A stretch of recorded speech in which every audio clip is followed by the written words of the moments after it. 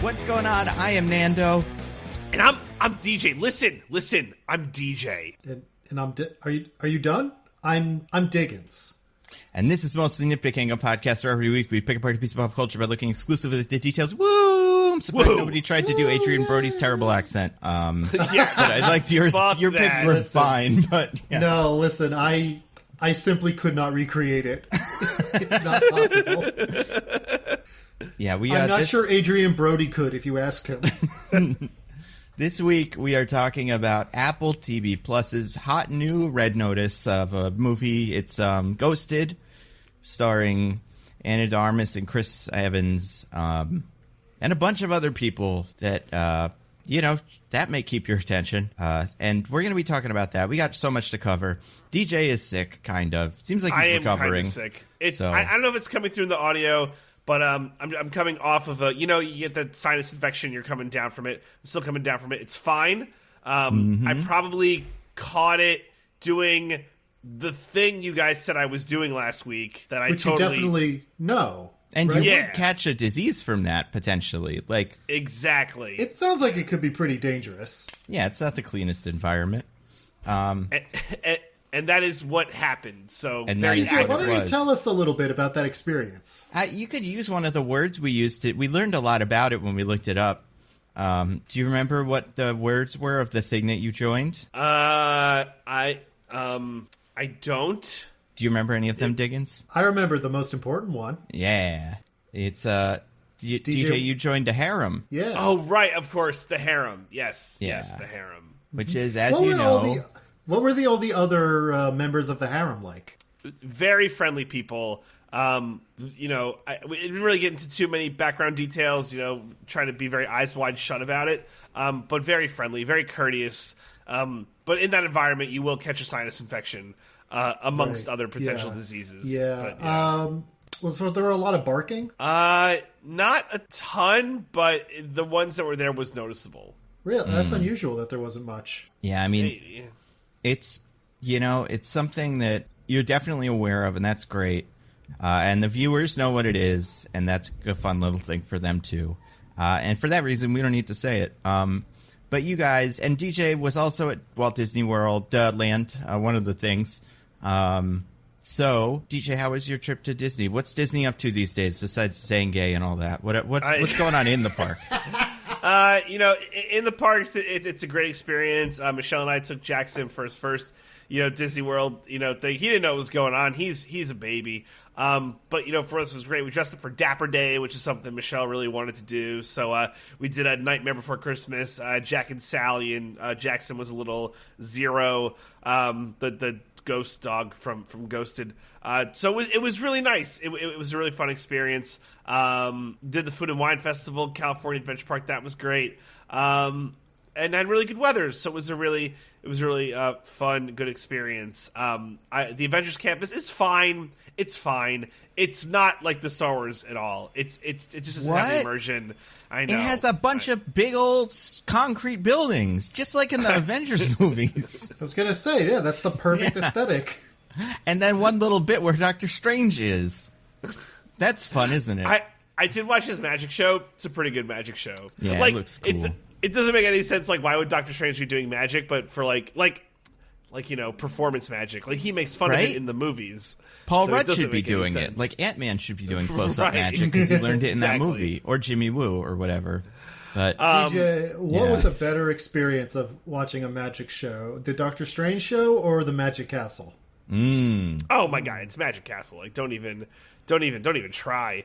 Oh wow, Disney's hit squad is coming for you as we speak. That is probably accurate. I will say the Spider-Man ride, fantastic. It's so good. It's so good. So that was a lot of fun. Where are they on the other ride that are they making it still? 'Cause I know there was another ride that's supposed to happen in that side of the park.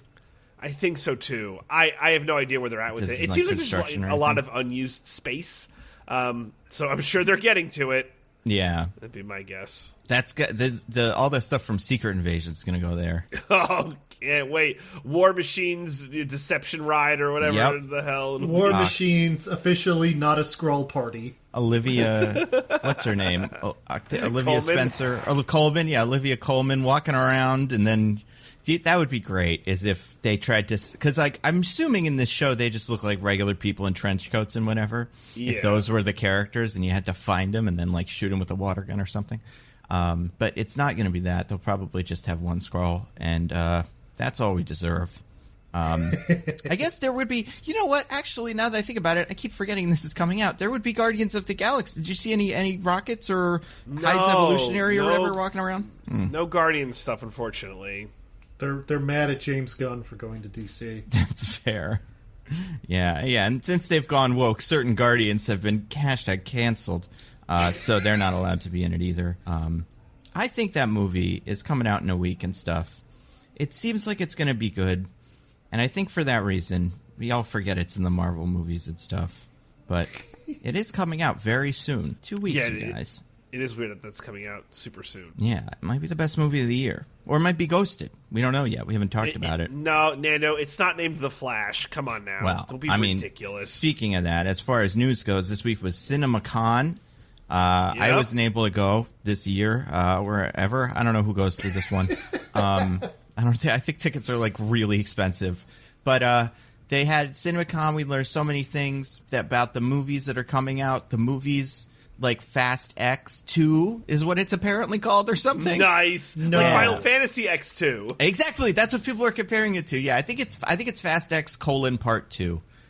Is what the final version of that is called. Wait, so is that the one that's going to be after the one that's coming out, or are they naming the new one Fast X Part 2? Oh, that would be great. No, yeah, they're doing that first thing. I just hope they get Brian Cox back as William Stryker from X2-1, and then you can have Fast, and he does all his lines much faster. That would be my pitch if they had me in the room. But by then, all the friends will be there, and all the villains will be friends again. I don't know who the villain... Jason Momoa will be a friend in the next one, I'm sure. So, it's probably the whole thing. Did they, do screen tests and audiences hate the number 11? Like, why? You're already on 10. What's the big deal about 11? I guess... Because they're connected. It's like a true sequel. They're all connected! But the villains are all different in them. It seems like Jason Momoa is going to be the same. I don't know. I wouldn't be surprised at the end of this movie. Like, I have to come to an understanding, and then Charlize Theron is the bad guy, I assume, in the next one. But because she still hasn't done anything of note. But like having him be a bad guy in the next one just doesn't seem like how these work. He's going to kill somebody, and then that guy will be back in the next one, and him and that guy will be working together, or something. Or maybe we'll get a cameo from a certain actor who was in the end of Hobbs and Shaw and then didn't do anything for the rest of these movies. Oh. A certain Ryan Reynolds. Maybe he'll be the bad guy of these finally. Would love that so much. Remember he's in Hobbs and Shaw?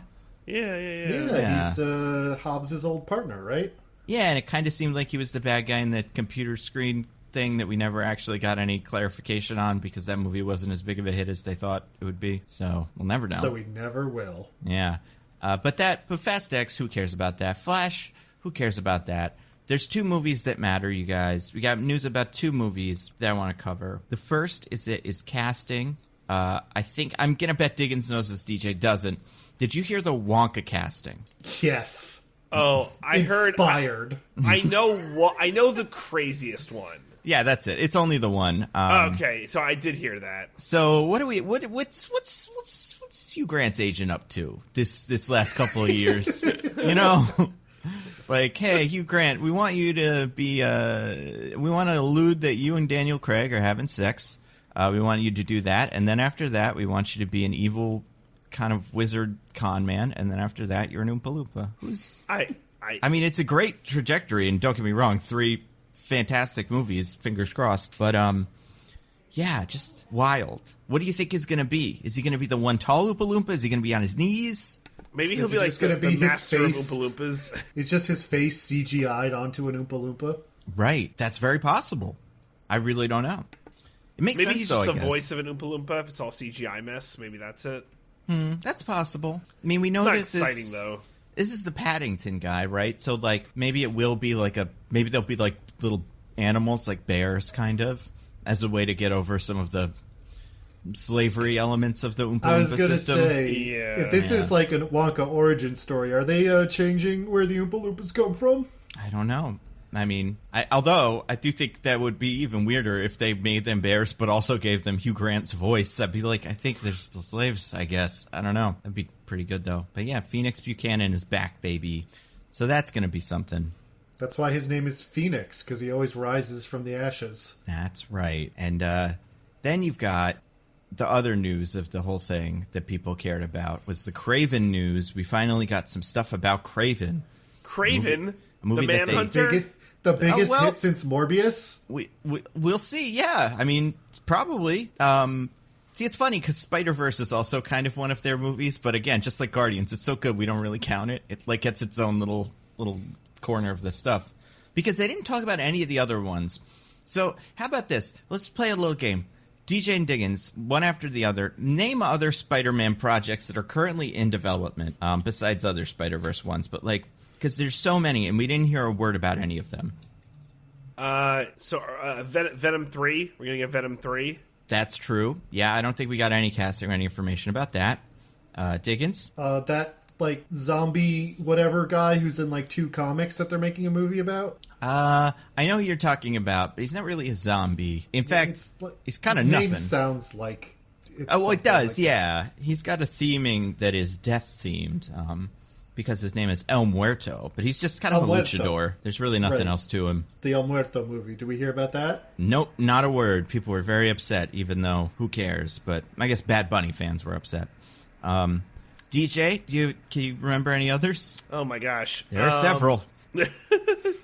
Are we getting? We're not getting a Carnage 2, are we? No. Carnage is back, baby. He did explode in the last one, but also that's never stopped him before. But no, I don't think he's back. No more Amazings. No. No more Gwens. Not yet, but maybe. I don't know. I only knew the 2 that Diggins and I had said. Diggins, do you know another one? Well, there's that Secret Six movie they teased at the end of Morbius. Oh, yeah. Technically, you're thinking it's Sinister Six. Oh, sorry. Secret Six is the other Suicide Squad. Yeah. Although it does have in it the guy that they kind of made into Craven. It has Catman, who is just like a hunter guy who fights poachers now.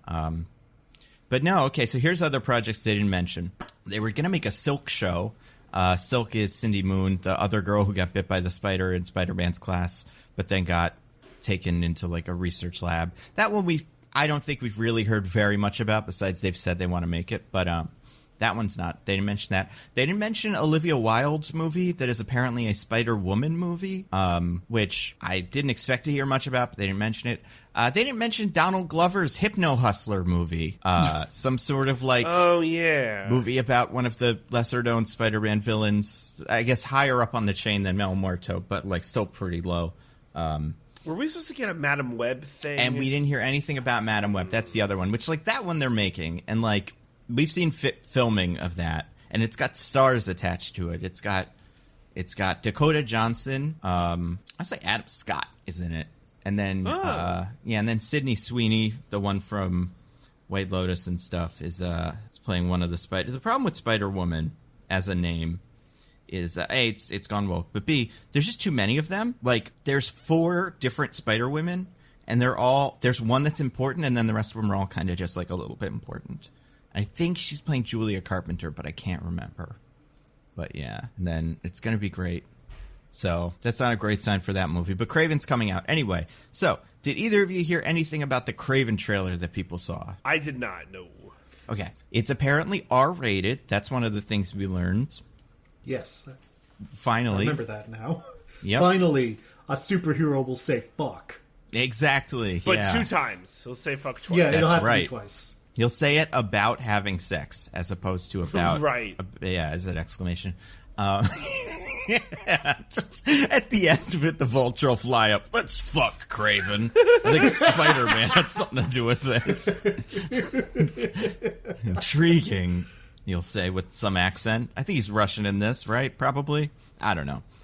Russell Crowe is in this. That's something we learned. I mean, we've known that, but there was footage of him in the trailer. So that means it's automatically, like, probably going to be pretty funny, pretty watchable. Apparently it was very violent. Craven ripped a guy's face off. So there's that. Just like Face Off. Exactly, just like Face Off. He's like trapping guys and big. You know what it reminds me of? The scene that they kind of described. It feels like that scene from the recent Predator, Prey, where like they use a lot of things that a poacher would use to kill poachers, like a bear trap and whatever. But the big one, and I'm sure this will be in the trailer, so I'm not counting this as a spoiler.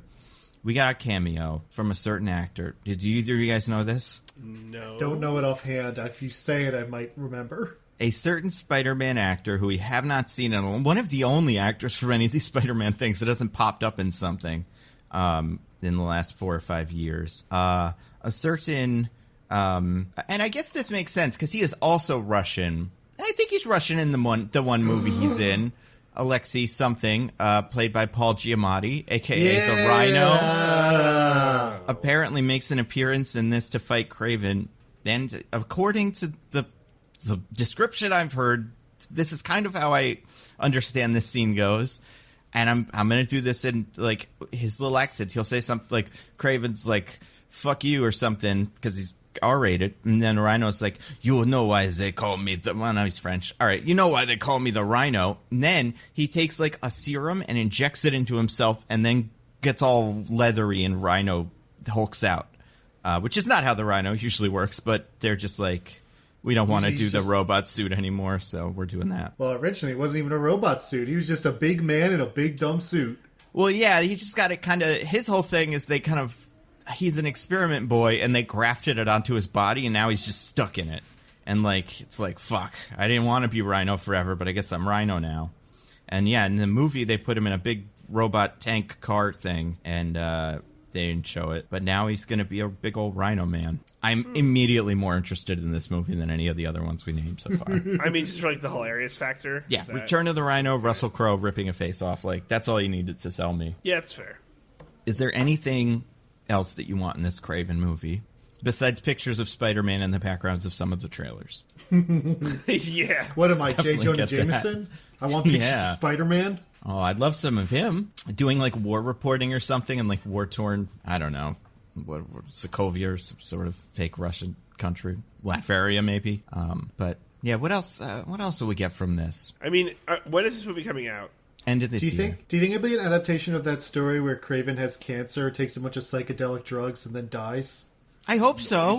I love that one. Yeah, it's great because then he just like he beats the shit out of Spider-Man, but in this it'll be the Rhino because that's his new enemy, I guess, and then just pretends to be Spider-Man for a little while. It's pretty cool. That would be really funny though if they started the first one. It's like, I'm Kraven and I have cancer now.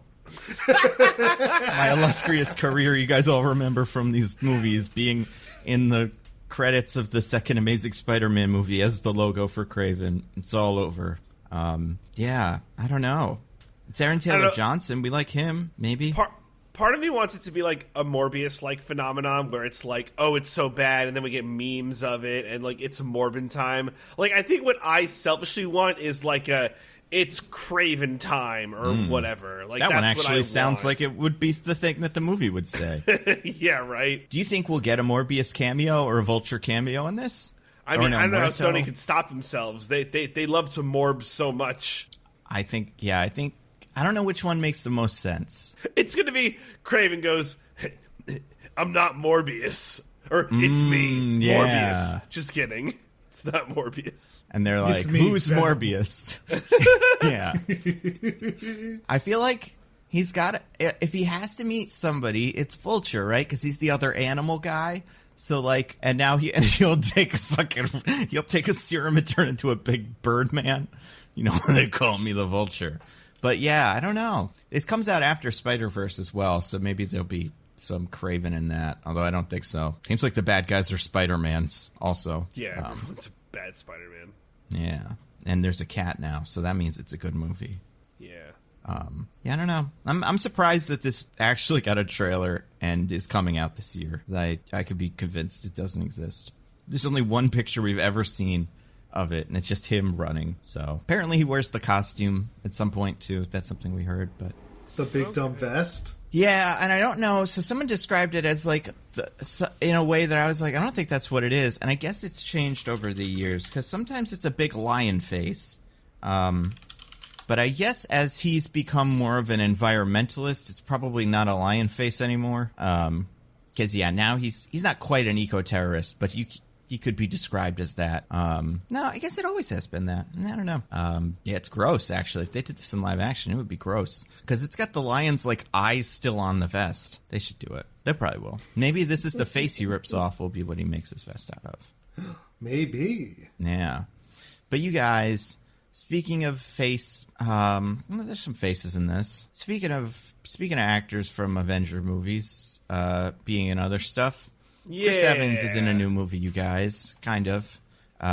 It's a movie. It's called Ghosted on Apple TV Plus, you guys. Excuse you, Nando. The title of this movie is specifically not capitalized, so I'm going to need you to convey that through how you pronounce the name. Is it? Oh. So it's just Ghosted. It's all lowercase. Yeah, it's Ghosted. Mm-hmm. They made a movie called Ghosted. And it's Ghosted. Ghosted. Yeah. And it came out about a week ago. As of recording this, today's the 27th. I think it was last Friday or something. Mm-hmm. And it is getting big acclaim from Apple TV Plus's landing page. Yep. So, yeah, we decided to talk about it since there's nothing else. And, it's IMDb game time, which, even though I won last week, it does not count because it's just a two-person one. So, DJ, I believe, has the IMDb's been from, what did we do before that? Mario, right? Yeah, of course, yeah. Because I knew that they wouldn't summarize it. They would just say, it's a Mario movie. Which, to be fair, is the most accurate summary they could have done. Yeah, absolutely. Yeah. They just didn't use the word product or something. Otherwise, I'm like, that is exactly what that was pitched as in the boardroom.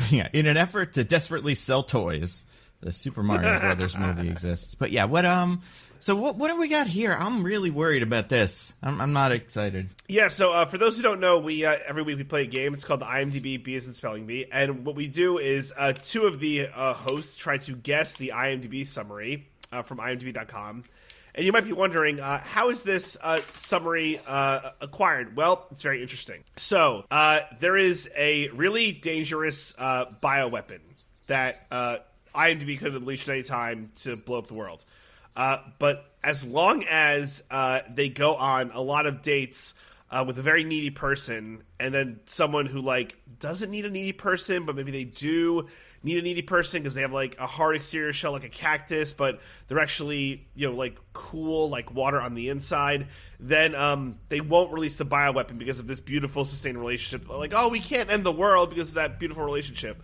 So then they get the couple that's together, the needy person, the not needy person, to watch movies together and kind of hem and haw about what they think the summary is. And then they're we think this is the summary for the movie, kind of, maybe. And they write it down best they can. And then we get these so-so, and sometimes good, but mostly so-so IMDb summaries. I mean, I can't wait to hear. Is this one of the ones that is good or so-so? It's very so-so. So here's what I will say. It's on the lengthier-ish side, full 2 sentences, which I feel like these are longer. And it's not wrong, but it's not right. It's not right. Okay. So you said 2 sentences? Yeah. All right. As 2 weeks ago's loser, I get to decide who goes first. Okay. And I'm going to choose myself. Okay. All right, great. Okay. All right. Down-to-earth Cole thinks he's found the perfect girl after one date with Sadie. But when he finds out that she is a secret agent, the two are whisked on a globe-trotting adventure. All right, Nando. Okay, I'm really having trouble with this one, but I'm writing some words down, so I'm going to just try to smush them together. After let's call it magical date with the girl of his dreams, a lonely farmer travels to Europe to surprise his new love.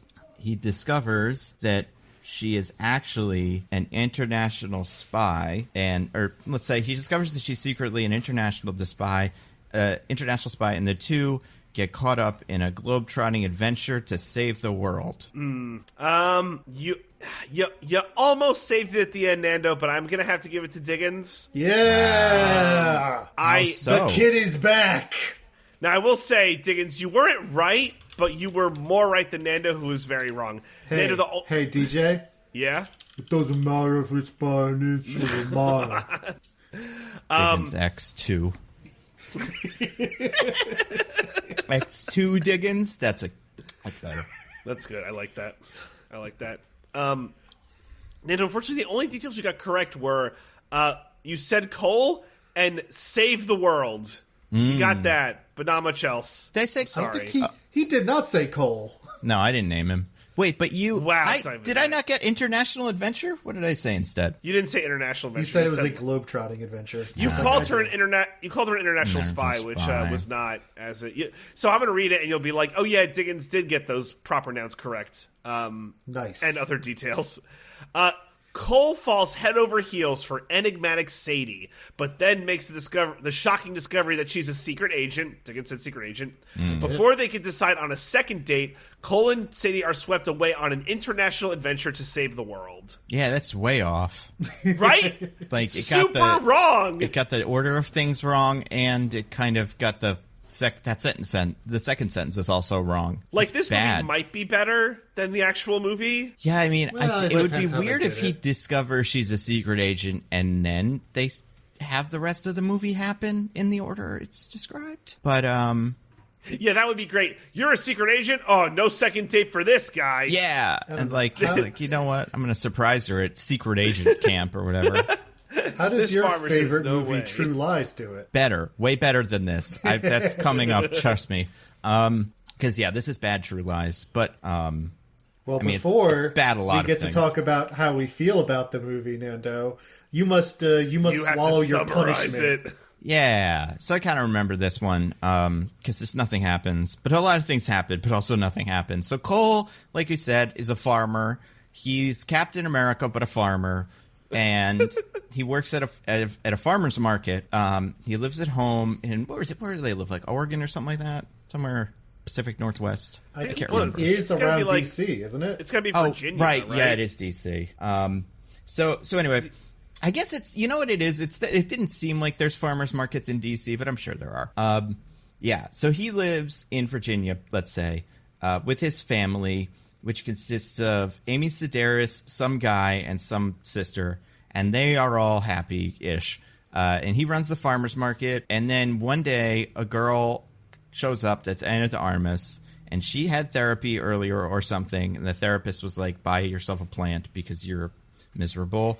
And she goes to the farmer's market and gets into a big argument with Chris Evans, but the lady who owns the stand, that isn't the one that Chris Evans owns but is there, is like, you should go talk to that girl because you had a big argument with her and fall in love. And then Chris Evans is like, should I though? And then she's like, yes, you should.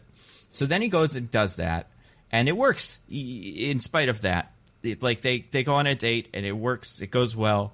She has sex with him. He takes a picture of her like a weirdo, and they go to a museum or something, I think, at some point, and he tells her his backstory, which is that his dad got sick. Otherwise, he would travel the world and look at plants, but he can't do that.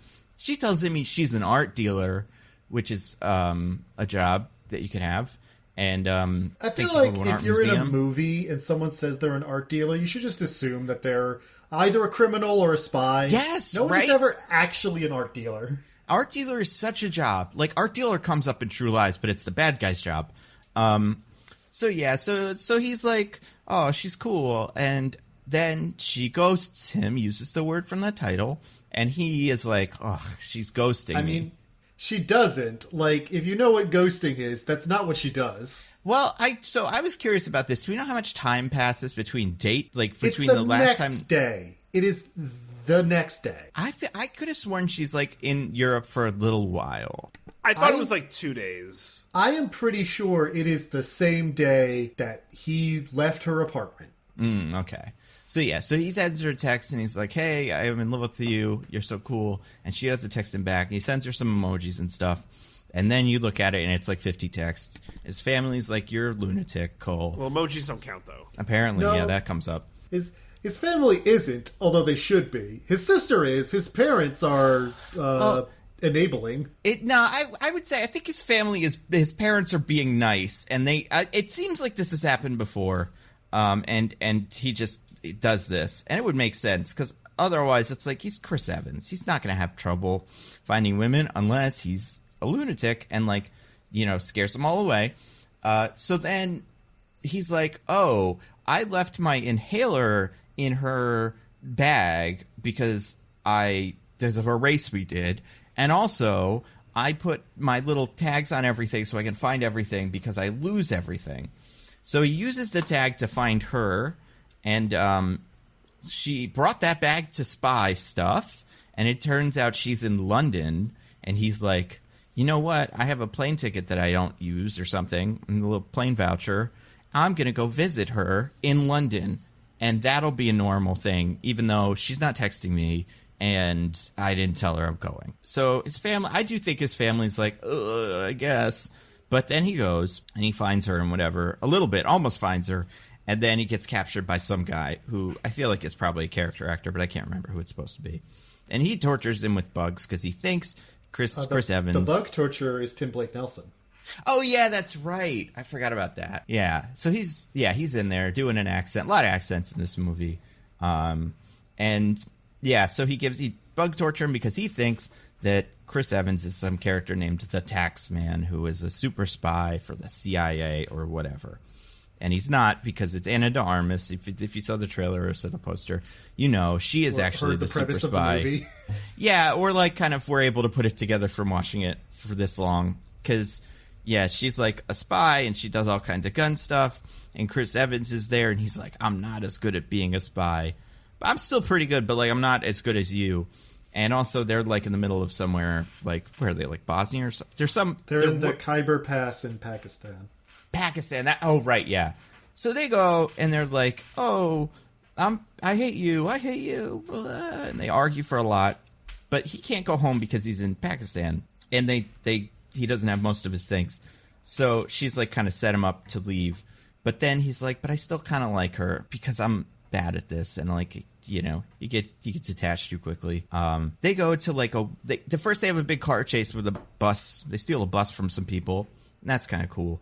But then they go to a big market and meet an ex lover of hers who she also doesn't seem to like anymore. And everybody dies. Lots of people die. A lot of death, and then there's a lot of assassins and stuff because everybody's after them. I think this is where we kind of learn about Adrian Brody, who's also the bad guy in this. After a star-making performance in the Peacock show about the woman who can't tell a lie. What's it called? Poker Face. Yeah, after his wonderful villain in Poker Face, he's doing it again. And he's like after something called Aztec, and it's just some fucking thing. It's like all the rest of these.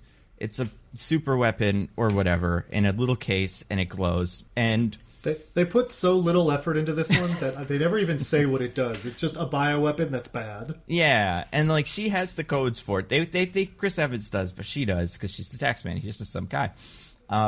I feel like there's something else that happens. They get captured by a goon who is on a plane. How do they get on the plane? So she finds out from Chris Evans that they don't have the passcode to the briefcase where it has Aztec, but they think she does, or they think the taxman does. So she does a scheme where she pretends to be a bounty hunter turning in Chris Evans. Right, yeah. And gets her way on the plane. So he's captured, but she's not. But they get found out like halfway through because of the creepy picture he took of her while she was sleeping. Right, yeah. So then they're on the plane. They do a big fight scene. They jump out of a plane.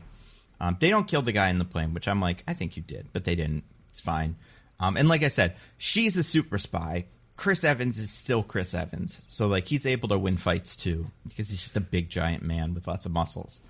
Also, they made sure to throw in a couple lines about him being a champion wrestler in high school. Yeah. So when he does a big suplex, we're like, that's why. Yeah, it's he does a lot of... They're both doing lots of stunts, and I'm sure they're good stunts, but I've seen so many movies like this. Anyway, so they jump out of the plane, they land on an island and have a little bit of time together to fall in love again for like the fourth time in the movie because they hate each other again, but then they don't. So she then the military has a big thing because they just got Aztec is both a thing they have the keys to, like they have the codes to, and also a thing in a box. And they almost get the thing in the box, but then bad guys show up and steal it.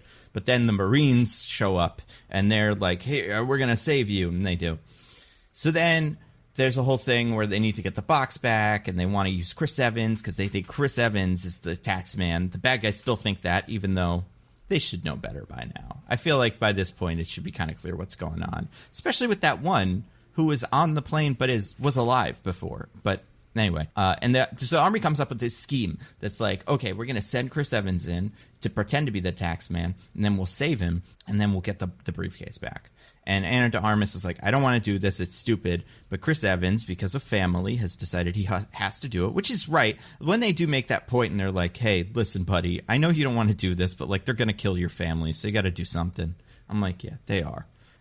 So they go and do the plan at the Space Needle kind of restaurant. I mean, it's not that, but it's one of those kind of restaurants. And Chris Evans immediately gets, not like backstabbed, but like all his guys die. It's great. And then he's kind of on his own and has to do pretend taxman stuff until Ana de Armas shows up. And then they get on that ride from the, carnivals. What's it called? The Gravitron or something? The whole restaurant turns into the Gravitron. And they're in love and they shoot each other and they kill what's his name?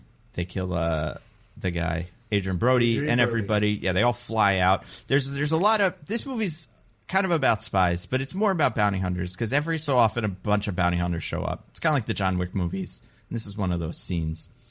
And then they're in love and they like date, I guess. I forget. What's the end of the movie? She just goes to dinner and they laugh about Chris Evans a little bit. Yeah, and then they're in Europe and she's got some kind of bad guy in the trunk, but they're like, hey, we don't talk about work out of the car. So they leave the bad guy in the trunk and they go see an opera. Yeah, they almost do True Lies there too, but they kind of miss the mark on that, what the True Lies ending is and what's fun about it. That's the movie. It's a lot like Red Notice or any of these. If you're like wondering, like, what does it look like? It looks like those, where you're like, that looks fine. And yeah, there's some cameos in it, which we'll talk about as we get to it. And that's pretty much it. Captain America's in it. It's true, he is. Did you guys know that? Yeah, and Ana de Armas is in it as that one from that one shot of, or that one scene in the James Bond movie. She's doing that except again. She's not fun anymore. Yeah. It seems like it's a thing that works for a certain amount of time, and it just everything in this movie is like a 20-minute long movie that just wears out its welcome immediately. I mean, we'll get to it, but I mean, literally, like her character in the Bond movie is fun. And then this character had all the fun removed from it and just left the action. That's a good point. But yeah, so Diggins as the winner. By the way, did you guys see the post-credit scene? Oh, I did not. Just kidding. There's no post-credit scene. That'd be so funny, there's though. no way. Yeah. It went to Ted Lasso before I could see that. No, it's, Anthony Mackie's driving up to the big spinning restaurant, and then Adrian Brody just lands on his car, and they both explode.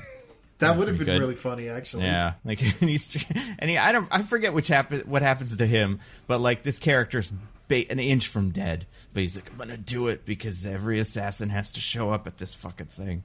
Anyway, yeah, that's the end of the movie. So Diggins, that's the winner of IMDb by saying the names of the guys mostly. What did you think of Ghosted? So I went to watch the movie for this podcast, and I was like, that's probably gonna be about 90 minutes, right? Hour and a half. And then I logged on to Apple TV Plus, and I saw that it was 2 hours, and I was like, that can't be right. How could it be 2 hours? And then I watched it, and I was like, how could it be 2 hours? It's a Red Notice, guys. It's a Red Notice. Mm-hmm. There's nothing like super wrong about it. It's not a disaster. It's just boring and inoffensive and bland. I mean, the characters are wildly unlikable. And they have zero chemistry. Precisely one of the jokes is funny in terms of whether or not I laughed at it. Mm-hmm. Which we'll get to. The action is fine, but nothing special. The romance doesn't work because the characters are wildly unlikable. It's trying to be a lot of different things all at once, and it's failing at every single one. It's just not good. It's the definition of a movie you put on while you're cleaning dishes because it doesn't actually matter if you pay attention to any single moment of it. Mm-hmm. Those are my feelings on this movie. What about you, Nando? Yeah, I mean, it's that. It's a Red Notice. It's a Gray Man. It's a what other ones of these exist? It's not like a direct to See, it's weird. Like there's a new subgenre. I wouldn't say Extinction or not Extinction. I wouldn't say Extraction fits in this, although. It left the same mark on me, but it's like we have these super forgettable, like what would be like B movies starring Nicolas Cage or whatever, but made with $100 million and the biggest stars on the planet now. And it's streaming phenomenon. Like I don't think they existed before, but like, man, they are something. It's like we mentioned it, like brought it up before, invoked the good name of True Lies. It's bad True Lies. I think the biggest problem with this movie is it's horribly miscast, and not in the way that Ana de Armas I don't think quite works for me, because that character apparently was originally played by Scarlett Johansson, which I don't think would have helped. But it's True Lies with two Arnold Schwarzeneggers. Yeah, it's Jamie Lee Curtis is also Arnold Schwarzenegger, and that takes all the fun out of it. It's very long, it's very complicated, and yeah, it's just not good. Like. The action is fine, but yeah, we've gotten to a point where most action is pretty good in movies like this, so who cares? You know, you could tell it's expensive. You really like Chris Evans in other stuff. I think he's very funny in other stuff. And I think Ana de Armas is good in other stuff too. But I mean, hell, Chris Evans and Ana de Armas were both fantastic and fantastic together in Knives Out. In Gray Man. Oh, you're talking about Knives Out. Yeah, I was going to say in Gray Man, which they are also both in. That's true. Yeah, and like the other thing about this movie is like I do think the roles don't work, but I also think like it's just a bad rom-com. There's no rom-comminess to it, which I think a modern take on True Lies could be that, or like there's a movie there that is like a charming rom-com, but like you're just not these guys. Like it seems like this movie was written for like Scarlett Johansson's a good example. I was thinking more when I was watching, I was like, this is a Zoe Saldana movie. But then, like, the Chris Evans guy was like Steven Yeun or something. Someone who's just a guy. But instead, they had to cast one of the most bankable actors of our time. And as we've seen for Mario, that works. It just gets you people to see it. But you get a Chris in there, the people go wild. Exactly. And, actually, with Chris Pine, I think this would have worked for me. Because he's a more everyman Chris than Chris Evans. So yeah, I don't know. It is what it is. TJ, what about you? What'd you think of Ghosted? Oh, I mean, you guys said it all. I still have never had the pleasure of seeing Red Notice, but yes, I imagine that it's all of this. This just gray paste of generic action rom-com bull slop. Was Red Notice just me and Nando? It must have been, right? Yeah. Huh. I think that was also when I went on a trip to Disney. You guys start going on these trips to Disney. Harem. The movies are bad. Well, no. I wish my trip to Disney was to Ghosted instead of Renfield. Oh yeah, that's true. If well, I don't know. You probably don't. Ghosted. Yeah. Wow. But there's the one joke that I think Diggins would probably the same side on, and I was laughing so hard. I'm like, wait, why isn't this the movie? This is so funny. This is like the funniest thing I've ever seen. Please let this be the movie. And they just couldn't have it. It couldn't have like some fun. Like the whole movie should have been that one bit, which we'll talk about, because that at least would have been like interesting. But this movie has no time to be interesting. I'm surprised the one bit is in there. I can't tell if that was just like Chris Evans getting a payday for his buddies. Yes, it was, apparently. Oh, really? Wow. Well, like, kind of. He was just like, they came up with that scene, and they told him, like, call some Avengers. Get whichever Avengers you can to come do this. So that's why those two guys are there. Just Chris Evans was able to be like, I think I can get these two to show up. I don't know about that third one. I guess he's going to be an Avenger soon, probably. I was going to say. For now, the other two are. And the other one's in the fuck, and Tim Blake Nelson's in the new Avengers movie. That's true. He's back, baby. So yeah, they probably just filmed this on the set. I wish there's some more funny shit like that, but no, this movie's just so bleh.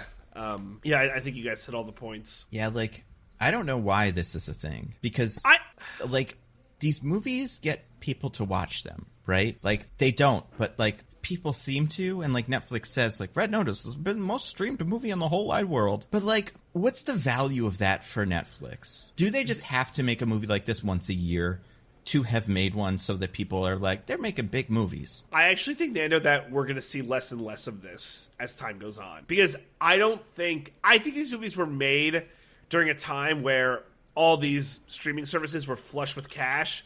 And they're like, whatever, we'll make a Red Notice, a Gray Man, a Ghosted. Like, that'll get us more subscribers, and it's fine. It's a big name. You get cool fucking posters or whatever. But now, you're getting the tech layoffs, and these streaming services are having to cut back. I think we're going to see less of these movies, or at least less of these movies with big name actors.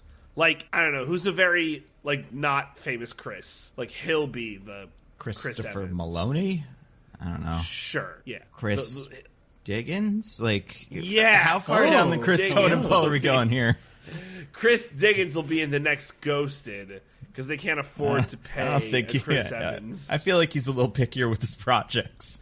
I don't think he'd let him. Hold on. I think it's a well-established fact that I'll take any motherfucker's money. Yeah, you know what? That's true. I don't think it would be that hard to convince me to make a bad movie with Ana de Armas for a month in some fucking, paradise locations where they all shoot these. Yeah, again, it would not take much convincing.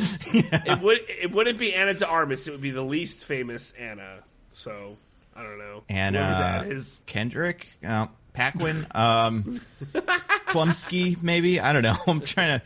I know a couple of Annas in movies and stuff, but yeah, I'd go do a movie with Anna Chlumsky. She's very funny. Seems fun. I like Veep. As long as I don't die in it, like in that other movie she's in. What happened? I was just saying, as long as I don't die in it. Yeah. Yeah. What's that movie? The one that she's in where she's like a child. My Girl, right? Is that? Yeah. That's Anna Chlumsky. You're right. I want to go out like a little bitch and a bunch of bees. No, thank you. Cool and tough. I want to win the movie. I'm the tilt-a-whirl in the sky or whatever that movie ends with. But yeah, I think these will stop existing on Netflix. I think companies like Apple and Amazon will keep making them because they are profitable in spite of their streaming services. That's not where the money comes from. This is just a vanity project. Yeah, like here's what I think these are, to some extent, or will be with Amazon. How you could convince Amazon to do this, like Tim Apple, the head of Apple, or Jeff Bezos. Jeff Amazon, yeah, in his stupid cowboy hat, wants to come on stage at a shareholders meeting and go, we got a big movie coming out with two of the biggest stars on earth. But nobody actually has to watch it. He just has to be able to say that to, like, get some attention. And, like, I also think Tim Apple and Jeff Amazon like to, like, go to set and, like, hobnob as if they are, Ari Gold from Entourage with these big Hollywood types. Like, I think that part of it will always be kind of, like, attractive to them. Not even in, like, a creepy way, just in, like, a famous person over there way. Like when Howard Schultz bought the Sonics. Right, or like when Amazon just remade Expanse. They were like, let's do more seasons of Expanse, specifically because Jeff Bezos liked that show, and he wanted them to keep doing it. So, like, I think for that reason, I don't think these movies have to be bad.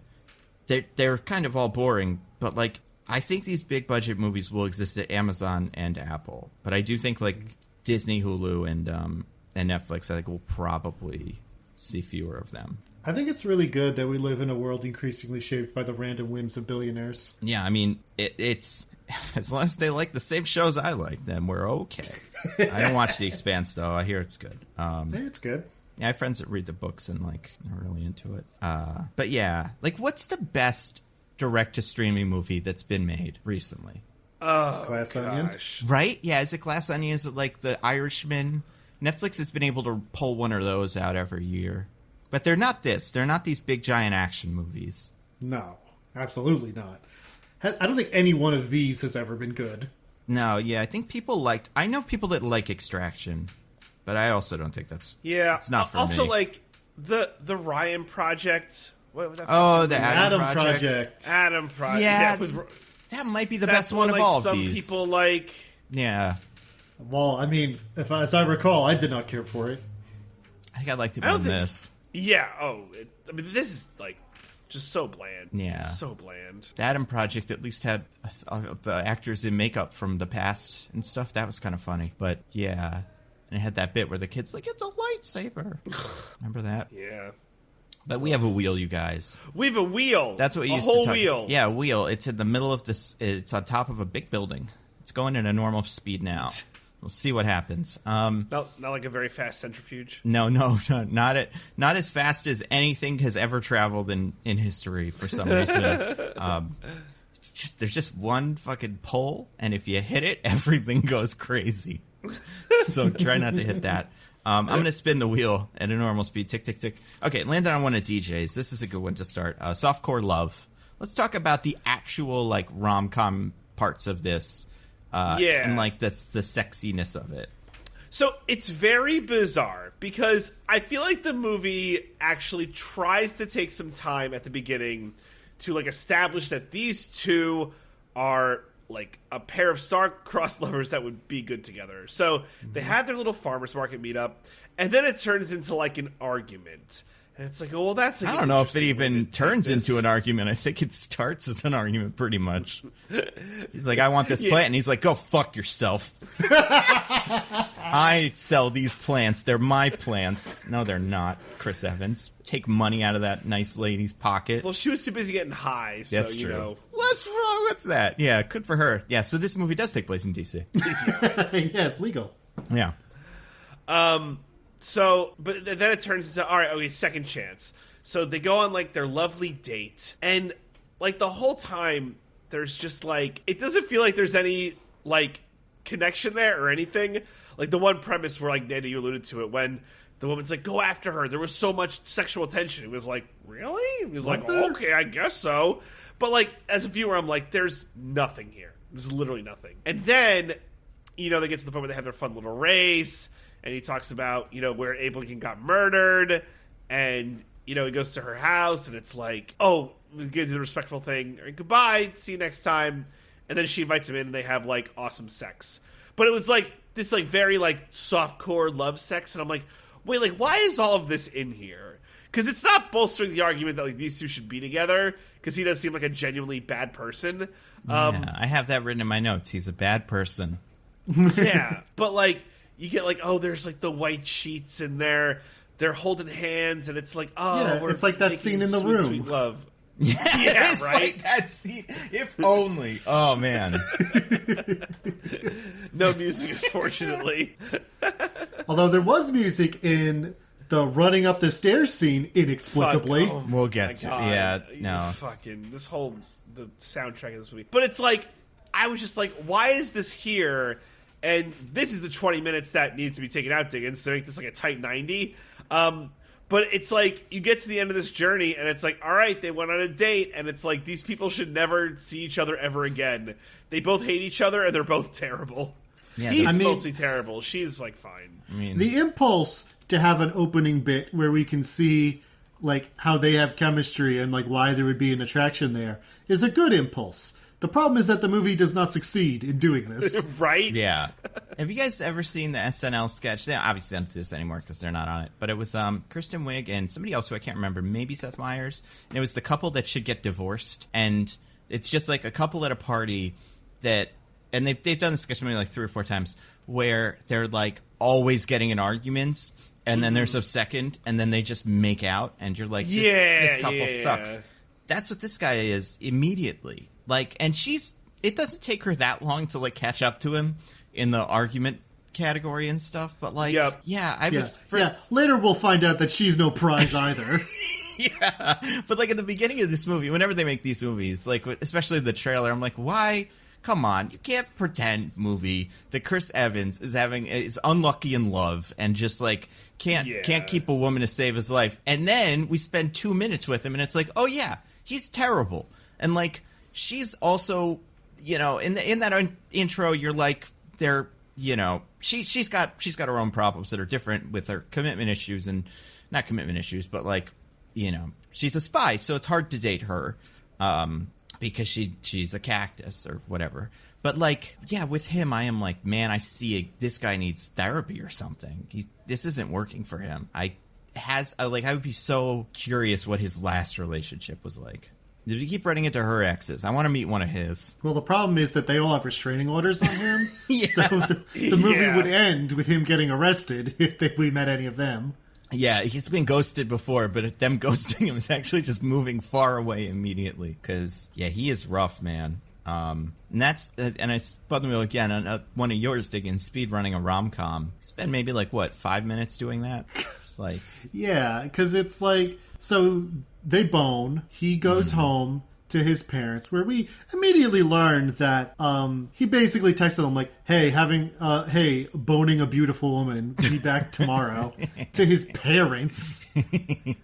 Well, I mean, they're those parents from movies that overshare, That's a classic thing. But usually in those movies, it's a joke where the parents will say something and the kid will be like, Mom, please. But in this one, he's totally into it. I don't know. Anyway, he's a big old creep, because that's what happens, is where the sister is like, are you going to, destroy this relationship by being super needy and falling in love too fast like all your others? And at first you're like, wow, she's being really mean because she's a, rom-com younger sister.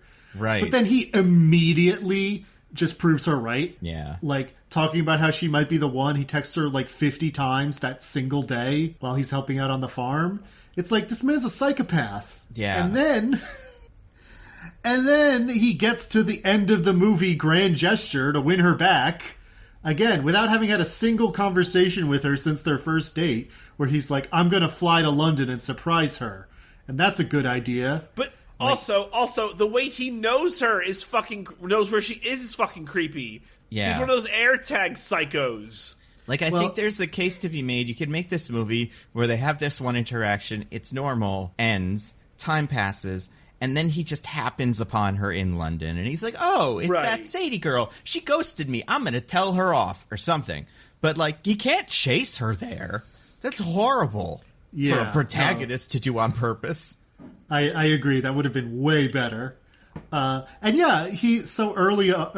in the movie, we established that he puts AirTags on everything, because he always loses stuff. Aww. Mm-hmm. And you're like, wow, this seems like a convenient plot device that will come up again. Yeah, right? Never comes up again the rest of the movie. Awful, but yeah, awful, so he awful. He accidentally left his inhaler in her purse, which I guess is why we had to have the really bad running up the stairs scene. Mm-hmm. And yeah, so he's like, oh, she's in London. I'll just go to London and, I don't know, get arrested again. Yeah.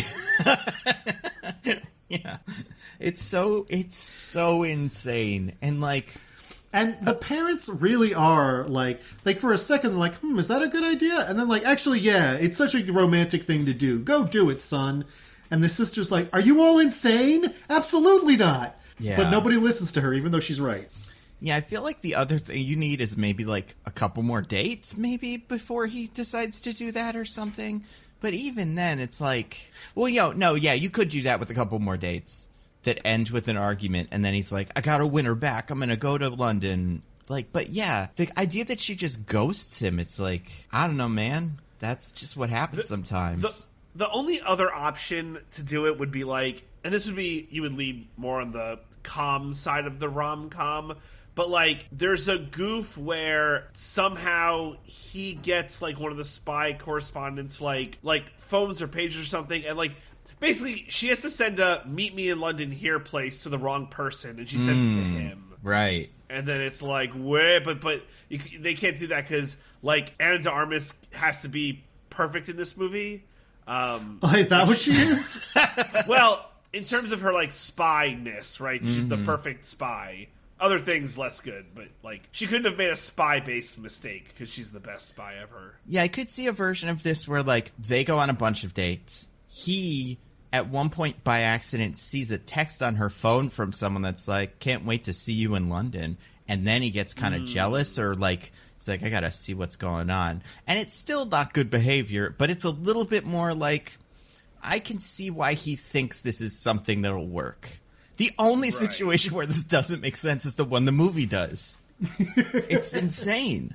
And again, this is why I'm this movie is for Stephen Yeun or something, where like he brings this girl home once and his parents are like, you gotta give that another. Do whatever you have to do, sir.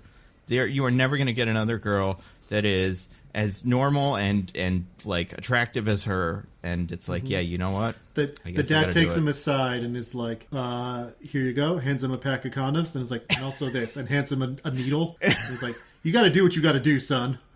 Yeah. Oh my god. That would be funny. That would be funny too if the parents were more into it and he's like, I don't think I should do it. And they're like, no, you gotta. You absolutely 100% have to. And they like buy him the plane ticket. I don't know. How do you think I met your mother? Yeah, right. It also would have been funny if they were like that just because they're desperate for him to move out. And like they actually want him to move on and he's the one who's holding himself back. Because that would have tied into the movie themes better also. You know the other thing you could do in a movie like this? They have a couple more dates. This is what they do in another, what is it? Another thing.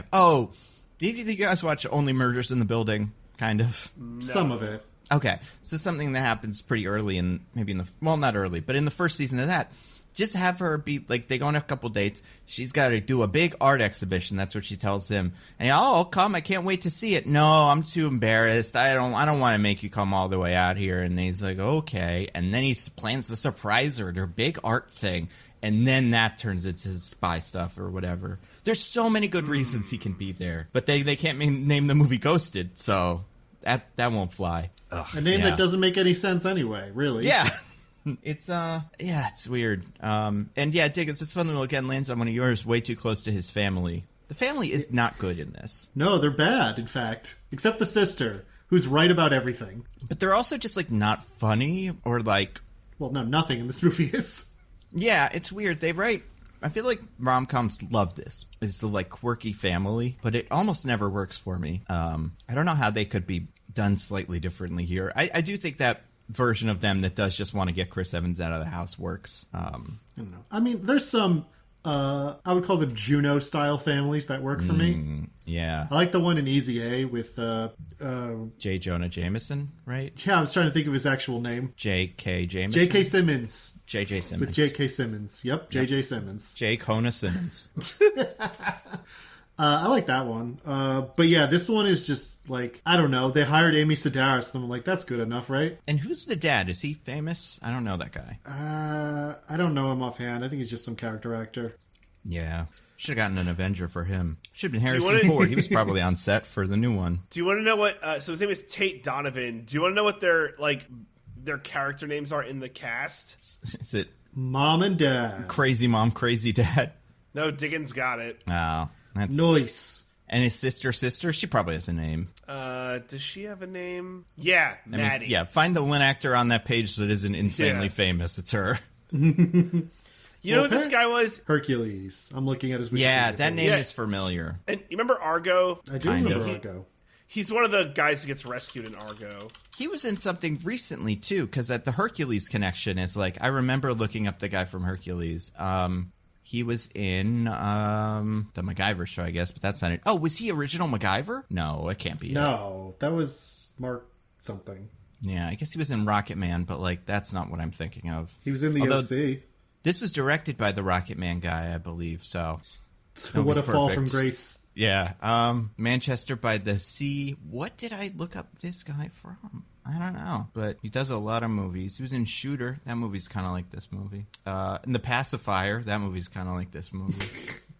There's a lot of these. Yeah. I think it's cool he was Hercules. It is cool that he was Hercules. And he did Hercules in the cartoon show, too. 65 episodes that ran for. Can you believe it? That's too many.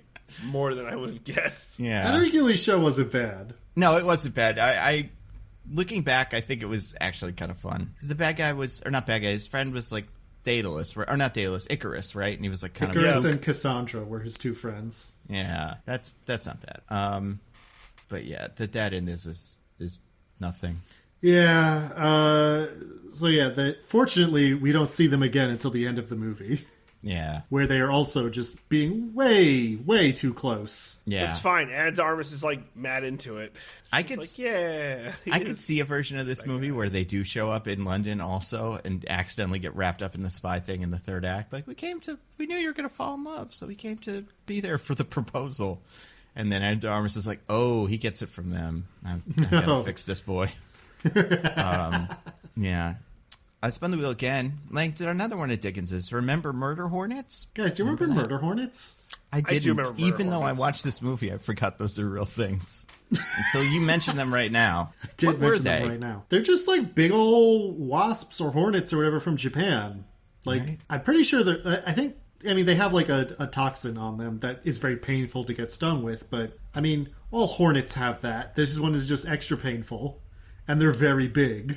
And didn't they, like, kill bees and, like, get in their skin or something? They did some weird shit, like Hannibal Lecter stuff. I don't remember what it was. Let's see. It's the Japanese giant hornet is the actual name of the hornet. Didn't quite hit like Murder Hornet. Yeah, not quite. I guess, yeah, because we get them name dropped. We get bullet ants name dropped. Those are the main two bugs for torturers. Mm-hmm. I do think this movie has a problem. It has a lot of problems.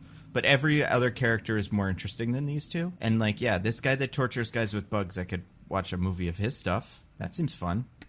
Oh, you want to hear about the Russian man who knows about the bugs? Yes, Nando, is that something you'd like? I love that. Okay. It's all anybody wants in a movie. Their sting is extremely painful because of the venom that they have on it, and is even capable, if you get stung like a lot in a short period of time, it is capable of killing you, but that's really not likely. Yeah. I probably won't be ruled a murder. If anything, it's like a Probably manslaughter or not. something, you know?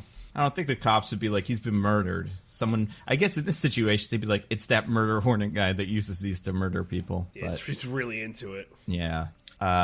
Tim Blake Nelson is in this. Yeah, so yeah, Chris Evans I'm not really sure what happens here. So Chris Evans gets to London, tracks her down with the tracker he has on his asthma inhaler. Which is incredible, by the way. Like, I don't know how well these trackers work, but I can kind of imagine it won't tell you that much information.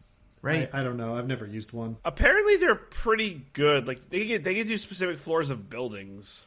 GPS technology has Wow. gotten very good, in fairness. Oh, air tags are dangerous. Like, it is a little disconcerting that, like, there was a writer be like, air tags could be used in a theoretical scenario to track someone. Yeah. I've never done it, but I'm just saying. Yeah, actually, can we check in on the partners of all the people who helped write this movie? Just make sure they're okay. This is that Transformers movie with the card that says you can have sex with 17-year-olds if you're 19 or whatever. This is that same guy. But yeah, so he tracks her down to London Bridge, or it's actually Tower Bridge, which is not London Bridge. Whatever. Don't come at me, UK listeners that we probably don't have. Yeah. They They probably got gets- some UK people. He gets pretty savagely roasted by Bern Gorman. Oh, yeah, he's in this. That's right. Yeah. I knew there was a character actor I was forgetting, or like a guy, famous guy. And so he goes to underneath Tower Bridge, sees her leaving, or is it not her? It just looks like her. What is it? I don't know. I think it's her. I think it is Yeah, her. I also And think it's her. And he like follows her for a little bit and then turns around for some reason.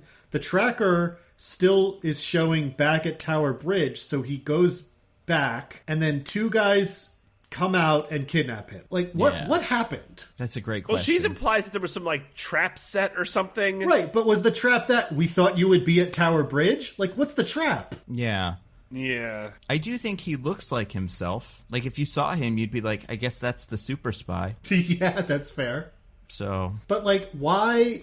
What was the trap about that? And also, why was her bag or his inhaler or whatever it was still back at the bridge? yeah, that's a tough question. I don't know. Yeah, because And we it's- never get anything on it. And it's not even just back at the bridge. He, like, follows it, and then doesn't it, like, double back? So, like, that's why I feel like when he follows that first girl, Jesus, when he follows the woman down the street, it's like, yeah, that is where the thing is telling him to go. But then there's a second where he's wrong. And I guess he did just mistake this other, and like, Ana de Armas in this, she's got like her hair is like kind of popular hair.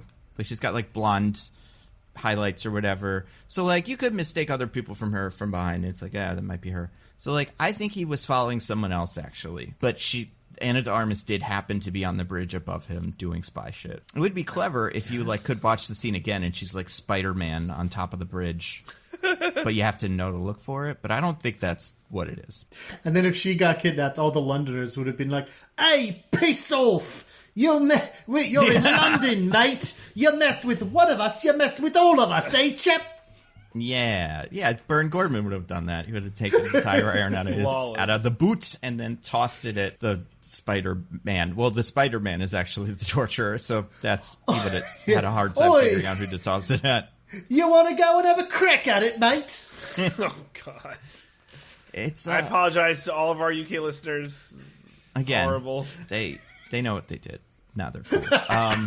All that colonialism, they know. No, they no. Yeah, they go and they do. So then he gets captured and murder hornets happen. He also is taken to, like you were saying, Pakistan. Yeah, which man, that must have been either a really good sedative or a really fast plane that they go from London to Pakistan without him ever waking up. Yeah, like if I'm that guy, that's got to be like a 12-hour flight minimum, right? Yeah, for sure. Yeah. Absolutely. From London to Pakistan, I would say at least, yeah. And even if you're really booking it, maybe you could do it in 10, but I don't know. But also, why? Who gives a shit? You can't put your spiders in a fucking suitcase or something? Like, it's not like he has a big machine that he's using to drill into Chris Evans' forehead. I don't see the point. Besides just they're now in a place that's different. Why not just do this in London? Well, because how else would we have all these exotic locations that people could look at? Yeah, and they do have those. And a fun little bus that's so different. They do. They don't have buses in London. That is one thing. You cannot find a bus for the life of you. So that makes sense why they did it this way. And then I spun the wheel again. It's another Diggins thing. We get 2 hours with jerks. By the way, I checked. I can't find any direct flights. They all have at least one stop. But even the one-stop flights are like 13 to 15 hours. So yeah, it's a long trip. Yeah, because I remember I went to India, so not Pakistan, but obviously close. And to get there, you have to fly to London and then down. So I feel like it was a pretty long flight. Just that one part. So yeah, after Tim Blake Nelson almost has a really bad-looking CGI murder hornet stab Chris Evans, Ana de Armas comes in and saves him. They get out of there. And the crazy thing about this is, like, Ana de Armas has such a moral high ground here. Like, he's a stalker. He stalked her. Yep. And she has every reason to be mad at him. But, like, of all the things she says to him, "I'm upset that you stalked me" is, like, 5th on the list of what she gives. Like, she doesn't seem that mad about that part. Instead, she's really mad that he, I don't know, is not a person who regularly kills other people. Yeah, she's like mad that he's there, but not because he's stalking her. Just mad. Like, it seems like she would be this mad at some random hostage, too. Yeah. Yeah, exactly. For, like, getting in the way of all her murders she's supposed to do. And also, like, he's pretty good at it. Like, I mean, if you could just pick a random person out of the population, 99% of them wouldn't be as good at it as Chris Evans in this movie. Yeah. And this is another reason, again, why, like, and I don't think he's the only person that could do this, but, like, a Stephen Yeun would make sense as, like, yeah, she's dated all the spies, or, like, she's tried that. She doesn't want spies. She wants a normal guy who can't do spy stuff because that's interesting to her. And, like, now he's there, and it's like, wow, he can't do spy stuff. That was a mistake. But no, he's the biggest guy. So the biggest man. He literally suplexes a guy in this action scene that's about to happen. It's crazy. But yeah, no, so it's like it's so easy to sympathize with her at the start in this movie because he's a stalker, and she just squanders it all away just by being really mean about the only things that are not his fault. Yeah. Yeah, man. Her whole every line from him is like what all of his movie lines are. It's always like, "Wow, that's a guy. I didn't know I could kill a guy," or whatever. Every line from her is like, "Ugh, I'm telling you." Like it always starts with that. She's just frustrated, and that's the problem with this character. She's there the whole time. There's nowhere for her to go, and that part of it's very annoying. Just like a boring.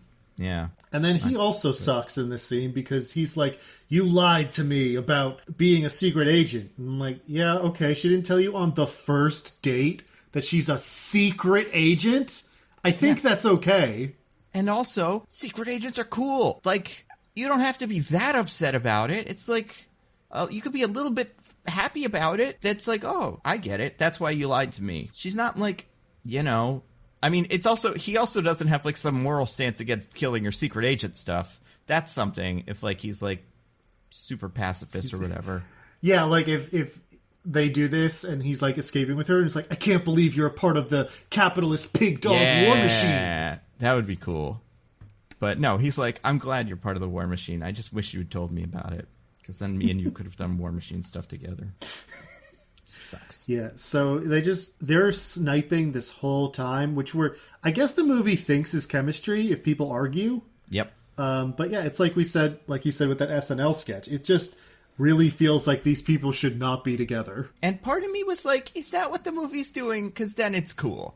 If the movie is making the case that like his move is insane and they don't have that chemistry, and by the end of the movie they still don't, and like it's like, this is a bad idea, don't ever do this, even if it seems like she's a spy and she's gonna fall in love, it won't work. But they do fall in love because he likes plants. On top of that though, it not only are they both like the worst, but there's also no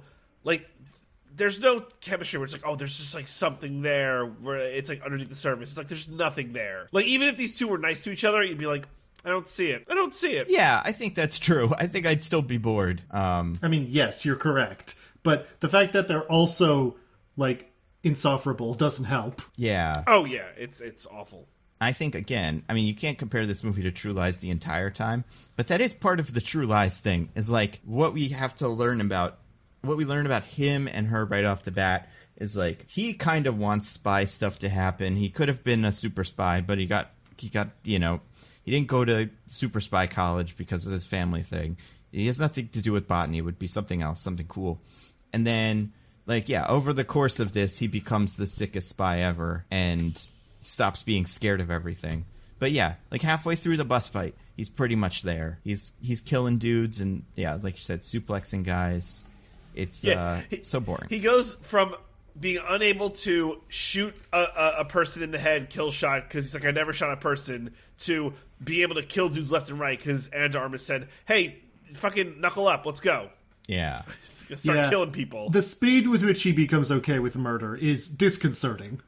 Yeah, right. Yeah, I think that is maybe the one line that kind of doesn't work, or not like doesn't work, it's a lot of lines doesn't work, but the one that should have been the like, oh, wait, we're doing this wrong, is when she's like, do you know how to use a gun?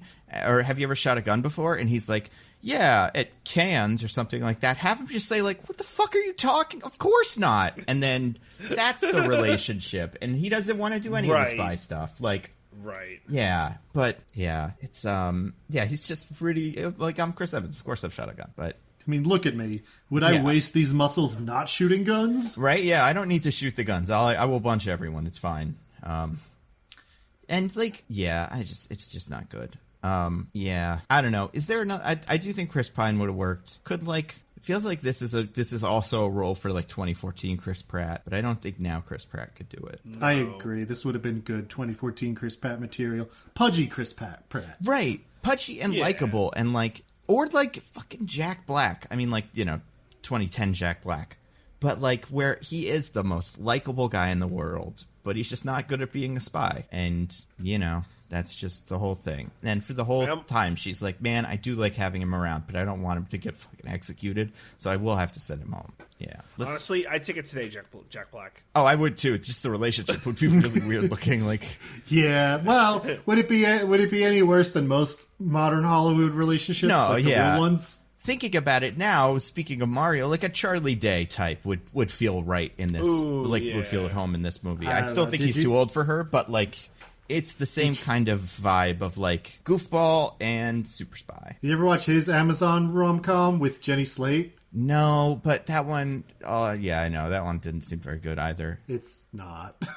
I did watch it, and it's not. Yeah, it's just what these are. I mean, like, I watched a rom-com the other day. The one with Glenn Powell and Zoe Dutch. It's called, what the hell's it called? I don't know. Just go with it or no. God, I don't know. But it doesn't matter. They're like assistants and they want to make their bosses fall in love or something. And like it's not perfect, but like it reminds you that this can be done. You know, like rom-coms can be charming, and like they just either you got it or you don't, and this one does not have it.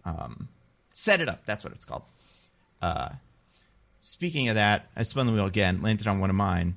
That one scene that's good. Let's talk about that one scene that's good. Yo, let's do it. Yeah, that was pretty good, wasn't it? That one scene. Who wants to describe the scene? I kind of forgot how it starts, so not me. I trust Diggins. All right, so they meet up they go to a city in Pakistan. I think they say which one, but I forget. Where they meet up with an old ex-boyfriend / also spy, Marco, who like hits on her a lot and then commiserates with Chris Evans about how she's hard to get close to, and he lost his hand because of her. Yeah. But will become a running joke later. He misses jacking it. That's so a big sad. part of his deal. Anyway, but Ana de Armas has contacted him because she's like, bring Chris Evans home.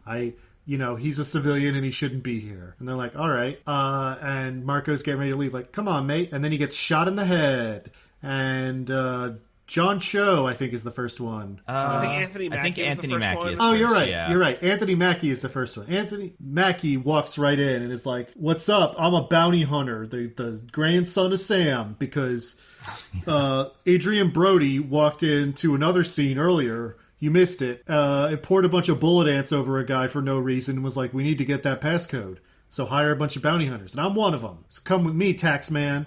And he's like explaining his whole deal as they like walking down the street. And then I forget exactly how he gets taken out. He gets like shot or something by John Cho. Yeah, he doesn't die though, so it's something else. we think he does die. That's true. I guess he almost dies. I think he does get shot. Yeah, I think that's right. He gets shot by John Cho, who comes in and is like, hey, I'm the leopard, and I'm the one who's going to get that bounty. And then he keeps taking them on to his car, and he's like, I'm going to win, blah, blah, blah. I'm going to get that money. And then while he's in the car, Sebastian Stan reaches forward and snaps his neck from the back seat, and it's like, Yeah. I'm God, the bounty hunter, and I'm going to get that money. Which I have to say, that was the one moment I laughed in this movie. Just Sebastian Stan's delivery of "I'm God, the bounty hunter" was so good. Yeah. This is a fun movie, isn't it? You know? Like, That's what you think. I would actually describe these as jokes. Yeah, like John Wick, but dumb. All the assassins are just constantly tripping over each other to try to kill this one guy, and that's the whole movie. We get 50 fucking events. Everybody you can possibly imagine shows up for it, but yeah. Unfortunately, Sebastian Stan is our last one. They get out of the car, and he's like, I'm always prepared, and I'm gonna, and then he gets run over by Anthony Mackie, who survived the gunshot but is still dying. Yeah, and then I feel like one of them does the ring thing. One of them's like, I got this ring that'll electrocute you if I decide to use it. I think that was Sebastian Stan. Yeah, I think so too. And yeah, that part is cool. Yeah, the part was actually amusing. It was So funny. It was actual couldn't jokes. believe it was in this movie. Yeah. Yeah. How did it make its way into this movie? Because it's also so like not a part of what the rest of this movie is. Just like a big bit. Yeah. Like, how did it make its way into this movie? I don't know. Like, this belongs in like a Hot Rod movie, like an Andy Samberg fucking like thing. Yeah, this would be Not good in here. like an Andy Samberg version. He's another one who would be a good lead in this movie. Yeah. I don't know, because I mean the guy that wrote this, like I said, he's done other things that are a little bit sillier than this, but I wouldn't say he's like you know where this joke would make perfect sense? where. In a MacGruber movie. Yeah, it would Yes. be good in a MacGruber. Yes. I've been watching that show recently. That show rules. You know who wrote this, actually? Oh, wow, I didn't know this. So the guy that wrote all the Spider-Man movies, the new ones, but also Which new ones? Lego Batman movie. They're like all three of the Marvel ones, the MCU ones. So Well, Chris he wrote one McKenna, good movie. And the Lego Batman. So there you go. Oh, that's the one I was talking about, but I guess I do like okay. the third Spider-Man. Yeah, and the first one's not so bad.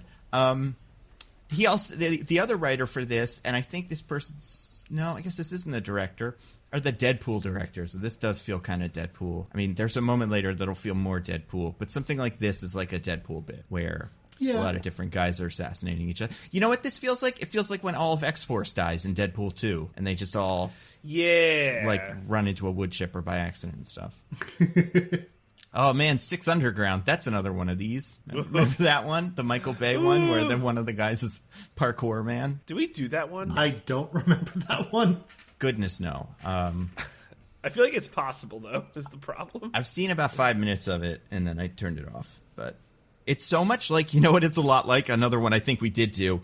The Order of Last Order, or whatever it's called, where Charlize Theron is like a invulnerable person or something. We did not do that one. Oh, we didn't. I did see that one then. There's so many of these. 21 Bridges, like that's another one of these.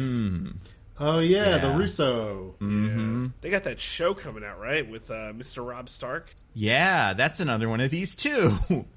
The one. I mean, I would say we do that if it wasn't a whole fucking show. Yeah, it's on Amazon, so it'll The last Citadel? forever. The Citadel. Yeah. Yeah. And it even has a joke where I'm like, that would fit in this. Where I don't remember in the trailer. There's some line where he's like, he says something to her, and then she doesn't say something back to him. That's like kind of a, you know, like a cliche line, and he's like, I thought you were gonna say this, and I'm like, yeah, that's what these are. Yeah, I don't know, man. Movies, huh? Dungeons and Dragons is pretty good. Yeah. It was great. Then there's Argyle, which is coming out on Apple TV Plus next year, which is another, or later this year, which is another spy one with Henry Cavill doing this. It just never ends. That one might be good. And I spun the wheel again, you guys. Landed on one of Diggins's. Only murderous psychos think imperialism is bad. Let's talk about the villains of this movie. So this is such a trope of these kinds of movies, and honestly of action movies in general. I think I even talked about it on my recent stream of Resident Evil 4. I talked about it in regards to one of the characters in that game. Where you'll have, in these sorts of villains, in these sorts of movies, a villain who is a former spy also, so that they have all the skills. And that's what Adrian Brody is in this movie. He's a former agent of the French Secret Service, whatever they call it. And so when he gets his little motive rant opportunity, he's like, I was once like you, Taxman. I did whatever they told me, but then one day I woke up after they had abandoned me to die, and I was like, actually, the government is bad. And so I took the only course of action you can take when you have decided that it is bad to kill people for the government, which is to kill people for no reason. Or money. Or money, or just... Earth well, is I guess I'm doing it for money, but what is the person I am selling the weapon to doing it for? Nobody ever says, why does he want a super dangerous bioweapon? Just because? Yeah, Who can pretty say? much. Oh, I am Adrian Brody. I mean, listen, if you were a rich guy, like Jeff Bezos or whatever, what are you going to buy? Bioweapon? Or like another car, you know? Exactly. It's a good That point. It's a bioweapon, great just point. in case. You never know. Plus, you a maybe it's not a bioweapon. We never find out what it is. Maybe it's the cure Also for cancer or something, and they're hiding it from us. I don't know. But yeah, it's one of those things that's just like hard not to notice once you have realized it, which is that in these movies, it's so ingrained that like the CIA is the good guys, that it's like unthinkable that anyone who decided that that wasn't true would be anything other than like a total murderer. Yeah. Especially considering the CIA agents we meet in this, or like the handler in this. I'm like, he's a bad guy, right? And he's not, but like he seems like a bad guy. And Yeah, I thought we were going to get Makes like a sense. last act betrayal kind of thing. yeah, but yeah, I don't know. I didn't hate Adrian Brody in this, but it wasn't that interesting. The character's really nothing. He's just Yeah. like, I am a man who is evil, and I am doing an evil thing for money because I'm evil. Mm-hmm. Excuse me, sorry, I did that wrong. Yeah. I am a man who is evil, and I am doing an evil thing for money because I am evil. It's pretty good. The accent is so weird. It's So weird. You think I'm exaggerating, and I am, but not as much as you think.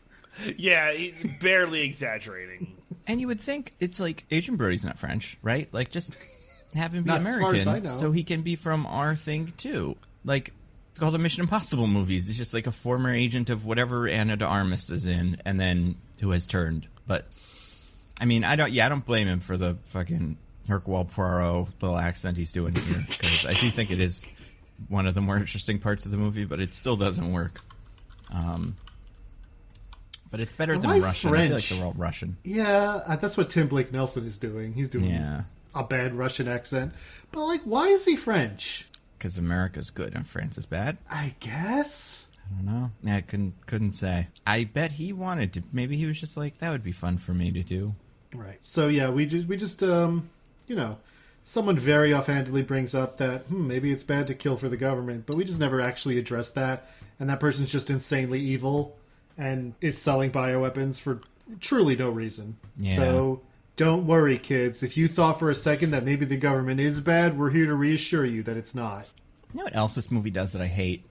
Is like, he's a bad guy. He has to get the weapons. He's the one that's pointing the gun at the big good guys. He's doing everything.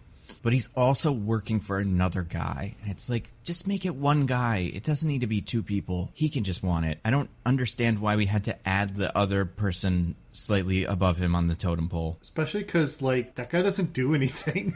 Yeah.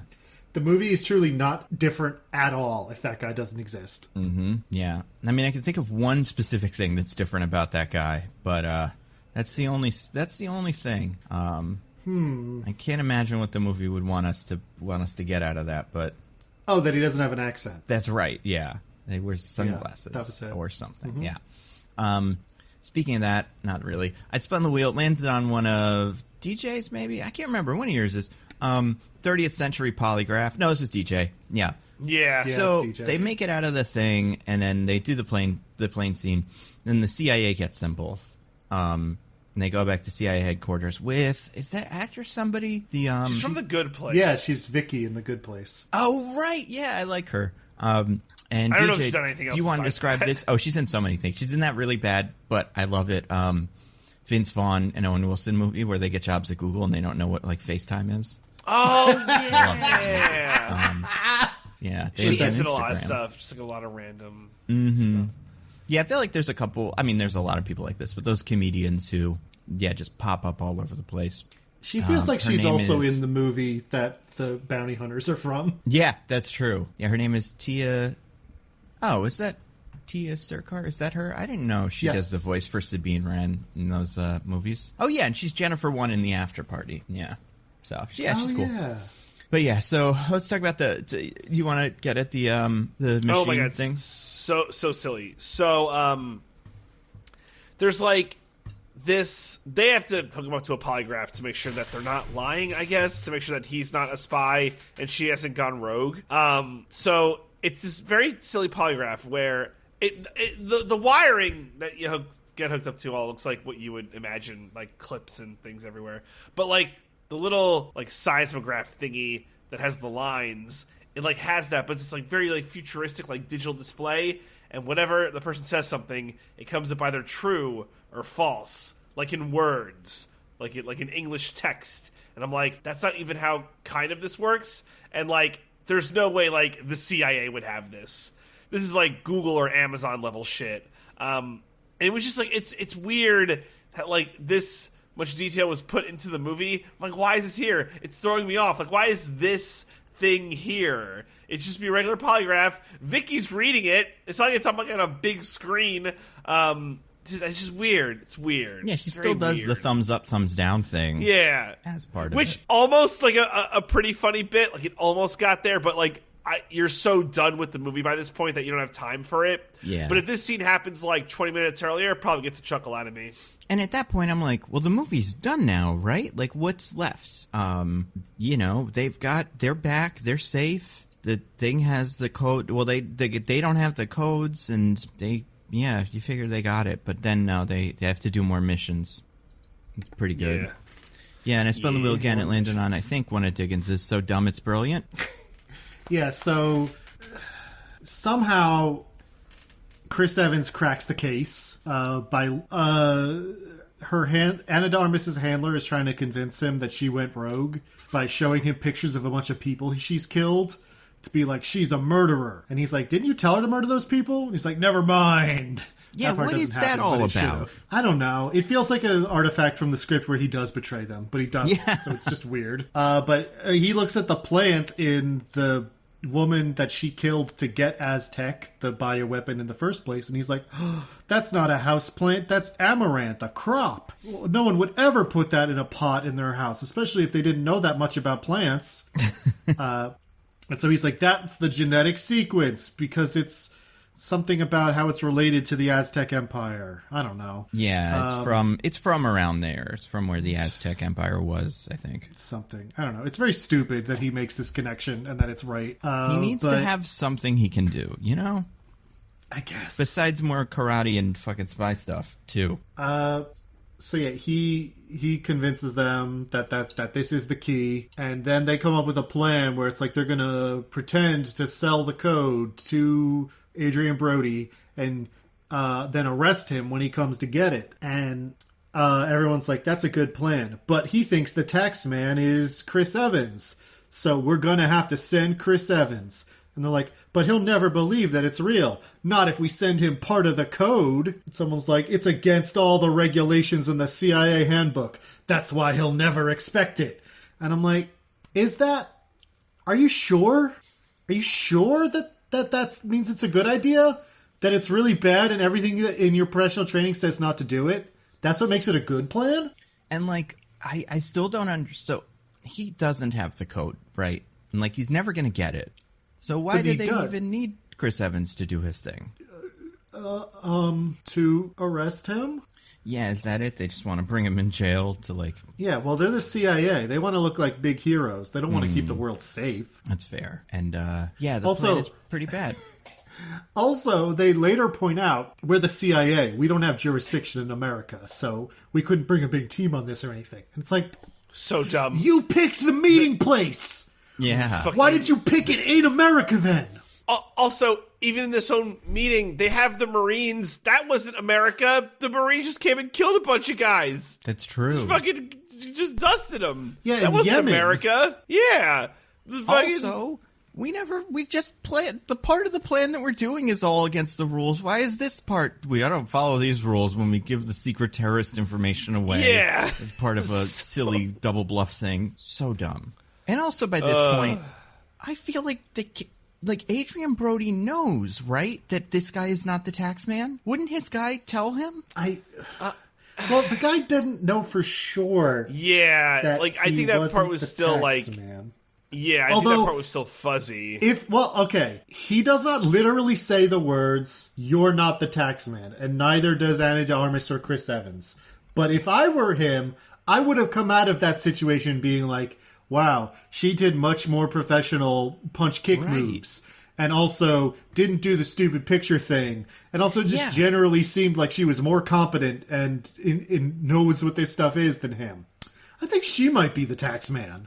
Right? Someone just puts that shit together. Yeah. And also, you can just say, like, if Ana de Armas showed up and she was like, yeah, that was a ruse. I'm the real tax man. If I was Adrian Brody, I'd be like, you know what? That actually makes a lot of sense. Mm-hmm. Like, I don't think he would say, the deal's off, you're not the tax man. If it was some random person he's never seen before, maybe. If it's Ana de Armas, I think he would be like, yeah, all right. Yeah, especially since, like, in scenes earlier, everybody was a spy and shit. You just assume everybody's part of everything. Like, I wouldn't believe any of them, but at least in John Wick, there's so much bureaucracy to get through. It's kind of hard to bluff your way through something like this. But in this, it's just like, you could show up and be like, I'm the tax man. And they'd go, oh, I didn't know you were the tax man. Okay. And just, they'd be cool. I mean, he says two sentences and you're like, oh, not this guy. He tells his fucking story about one time I was selling missiles to a guy. The guy was like, yeah, I want more money for these missiles. He'd be like, oh man, this guy's a moron. Oh, and that's the other thing. It's like, he doesn't have to go to improv school or something, but like CIA, give him some lines just in case. Give him a couple of specifics that he could toss out that will make him seem like the tax man besides just the word missiles and stuff. Like, I sold missiles to a guy. Like, I think the CIA should also understand that if Chris Evans is killed, this isn't good for them. Like, they'll only be more suspicious, and maybe they won't kill him, maybe they'll torture him, and he's done. And then they got it. They have the whole codes. It's over. So dumb. Okay. I spun the wheel again. We only have 3 things. And these 2 are quick. First one, 2023, the year of god-awful needle drops. This is maybe the worst one so far. I don't know how we keep upping ourselves, because I thought the Mario ones were pretty bad. It is so bad. And there's 2 in this scene, and I can't remember what the second one was. I don't think I have too much of a problem with the second one, because it's just like some fucking pop song. But the first one, when she comes in, and they play some Beatles song, I guess, that is The Tax Man. Yeah, The Tax Man. Yeah. I'm sure I've heard it before, but I didn't recognize it. Referenced multiple times in the movie already. Yeah. What's his face was singing it like during the torture scene. Well, and they don't do like a cool version of it or something. They do like the crappy version. Like I feel like a metal kind of like extra exciting version could work, but not the one they play. It really brings the energy in the room down. Every needle drop does that. Every fucking My Sharona. What? Oh my god. My Sharona in what was that in the bus chase scene? The bus, yeah. God, that sucked. Yeah, I mean, it's like My Sharona is like a fun song, but this one is just like the word taxman a couple times. But it's like the Mario ones, where it's not even like in Suicide Squad where they pick really on the nose one that sucks. They just don't make any sense. They're just like they picked him out of a hat. Yeah. I mean, the Taxman one's the only one because it's like, oh, the actual Taxman is walking in. Let's play the Taxman. It's like the only kind of rationale for it. Also, we haven't really talked about it. That name sucks for a spy. It's not a good name. Oh, it's awful. It's truly awful. Like, God is a cool name. We get everybody in the movie has a cooler spy name than her. I'm God the Bounty Hunter. Yeah. And then... So the needle drops are bad. Spun the wheel one more time, or two more times. This is the one short one. Landed on one of mine. It's okay if Ryan Reynolds isn't in movies. He doesn't have to be in every movie. As much as I enjoy seeing him at the end of a movie really briefly, and it's like, oh, good, Ryan Reynolds was around. Did you guys see Bullet Train? No. He does this in that too, where he just shows up, and it's like, oh, Ryan Reynolds. There you go. And yeah, I mean, he is the guy of this because he did Adam Project. He did Red Notice. Obviously he's got a small part in this. What else we got? There were a couple of like little cameos he's done. And yeah, he was in 6 Underground. I think he might have the most of these out of anybody. God, who does he know that keeps getting him into these movies? The Deadpool producers, like obviously. I guess. I usually like him in these. I do think he's slightly overexposed these days, but like, I don't think he'd be better than Chris Evans because he's still clearly a spy as well.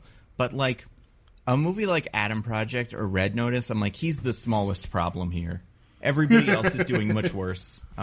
Like speaking of bad needle drops, yeah, like Gal Gadot has like maybe the worst moment in any of these I've ever seen. He was also in Spirited for Apple TV Plus, which was wasn't quite an action movie, but was another like direct-to-streaming movie. He's crushing it. These are so bad. Yeah, and he comes in with a little thing with a little eye patch on. Cute. Yeah, his whole he has lost several body parts because of his relationship with Ana de Armas, including, his ding dong. Yeah. Yeah, that was. Isn't it so funny, guys? There's a joke about how he doesn't got a peebus. Oh, that's fucking Gutbuster. I like that. I mean, I just assume most Ryan Reynolds characters don't have penises now. I don't think Deadpool has a penis. No, he has so much sex. Of course he has a penis. That's why he keeps talking about it. He's trying to trick us. It's part of a ruse. Yeah, it turns out it's all just hand stuff. Yeah, like I haven't seen Spirited, but I have a feeling that's how that goes. Free Guy definitely doesn't have a penis. Why would he? It's an NPC that would be in a weird. Video game. That would be like the David Cage scandal where it turned out that he modeled a nude body for Elliot Page. Yeah. And then Detective Pikachu doesn't have a penis. Well, he's Pikachu at least, so far. As far as we know. Unless maybe he has one of those retractable penises. That's probable, actually. I don't know how mice do.